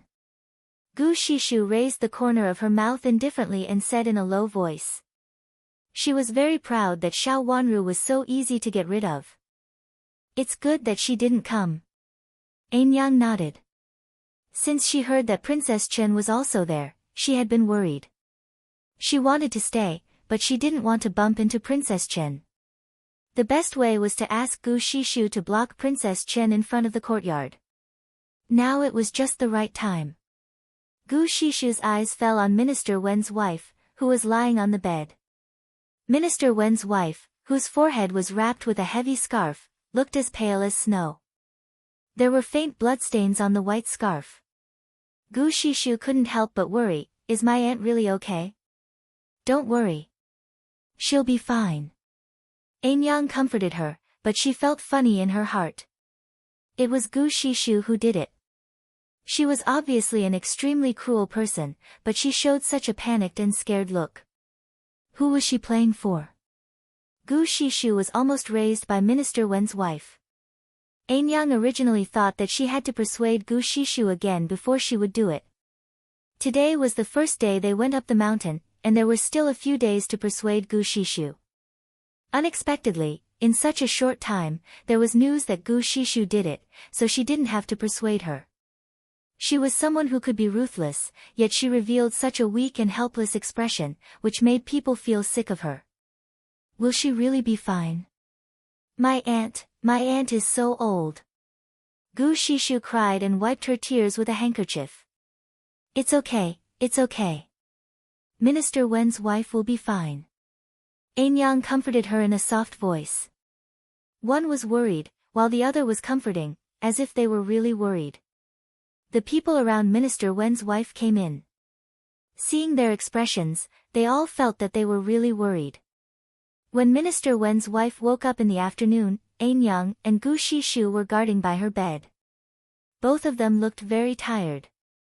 Before they spoke, the servant girls and old maids who had seen it told Minister Wen's wife clearly what had happened. They especially said that the situation was critical at that time, and it was Anyang who took out ginseng to save Minister Wen's life, so that Minister Wen's wife was out of danger. Later, when Gu Shishu was at a loss, it was also her mother who helped her to invite an imperial physician. Thank you. Minister Wen's eyes fell on Anyang's face, and she said reluctantly, Aunt, don't say that. Auntie, don't say that. I will thank Aunt Lu. Have a good rest. Just now, you fell like that. I was almost scared to death. If something really happened to you, how could I live? How could I explain it to my cousin? I might as well go with you. Gu Shishu came over with a bowl of medicine. Her eyes were red. When she saw Minister Wen's wife's appearance, she couldn't help crying again. Good girl, I scared you. Minister Wen's wife said slowly and reached out to hold Gu Shishu's hand. She felt warm in her heart. After all, Gu Shishu was raised by herself. Although her character was a little bad, she was sincere and filial to her. Aunt. Gu Shishu took Minister Wen's wife's hand and sat on the bed. She wiped her tears with a handkerchief and showed a smile on her face. However, this smile looked more pitiful at this time. Take the medicine first. We can talk about other things later. As long as you get better, I can do anything. As she said, she tried the medicine herself. The taste of the medicine was very bitter and pungent, but she took it with a smile. Minister Wen's wife was moved again. This girl didn't like to drink medicine since she was a child. Every time she asked her to drink medicine, she would persuade and cheat her. How could she be so filial and even try medicine for her? Aunt, it's not hot. It's just right for you to drink. Drink it first. I will ask someone to prepare honey for you. Gu Shishu put a spoon of medicine to Minister Wen's wife's mouth. Minister Wen's wife nodded and drank it. Gu Shishu fed Minister Wen's wife very slowly and carefully. When she finished, she handed the bowl to the servant girl on the side and gently wiped the medicine on Minister Wen's wife's lips with a handkerchief. Shishu's attentive and considerate look made the Prime Minister's madam feel distressed. She had wronged this child before. This child was a kind person, so how could he have so many tricks up his sleeves? After all, Shichi was a man who didn't know much about girls' affairs, so he misunderstood Shishu. Minister Wen's wife, since you are all right, I will go back first. I originally made an appointment to worship incense with Miss Gu. Anyang took 2 steps forward and said goodbye to Minister Wen's wife. At this time, how could Minister Wen's wife let her go back like this? She hadn't thanked her properly, so she stopped her with a smile. Since you are here, you can walk around with Shishu. I am not in good health and need to rest. Shishu is alone. Aunt, I won't go anywhere. I will accompany you here. Wherever you are, I will be there. Gu Shishu said eagerly. Looking at her anxious look with a hint of admiration, the Prime Minister's wife enjoyed it more and more. She didn't want to make her feel wronged. She smiled and took her hand, patted it and said, Good child, I'm fine. I just need to take care of myself. Go out and pray to the Buddha. Also, help me pay my vows. Coincidentally, Anyang is here. Let her accompany you. Offering incense and returning the vow was a big thing. Even if they were sick, many people still dragged their sick bodies to come. Since Minister Wen's wife said so, Gu Shishu couldn't refuse anymore. Then, In Minister Wen's wife's expectation, she pulled Young and let her stay in this yard.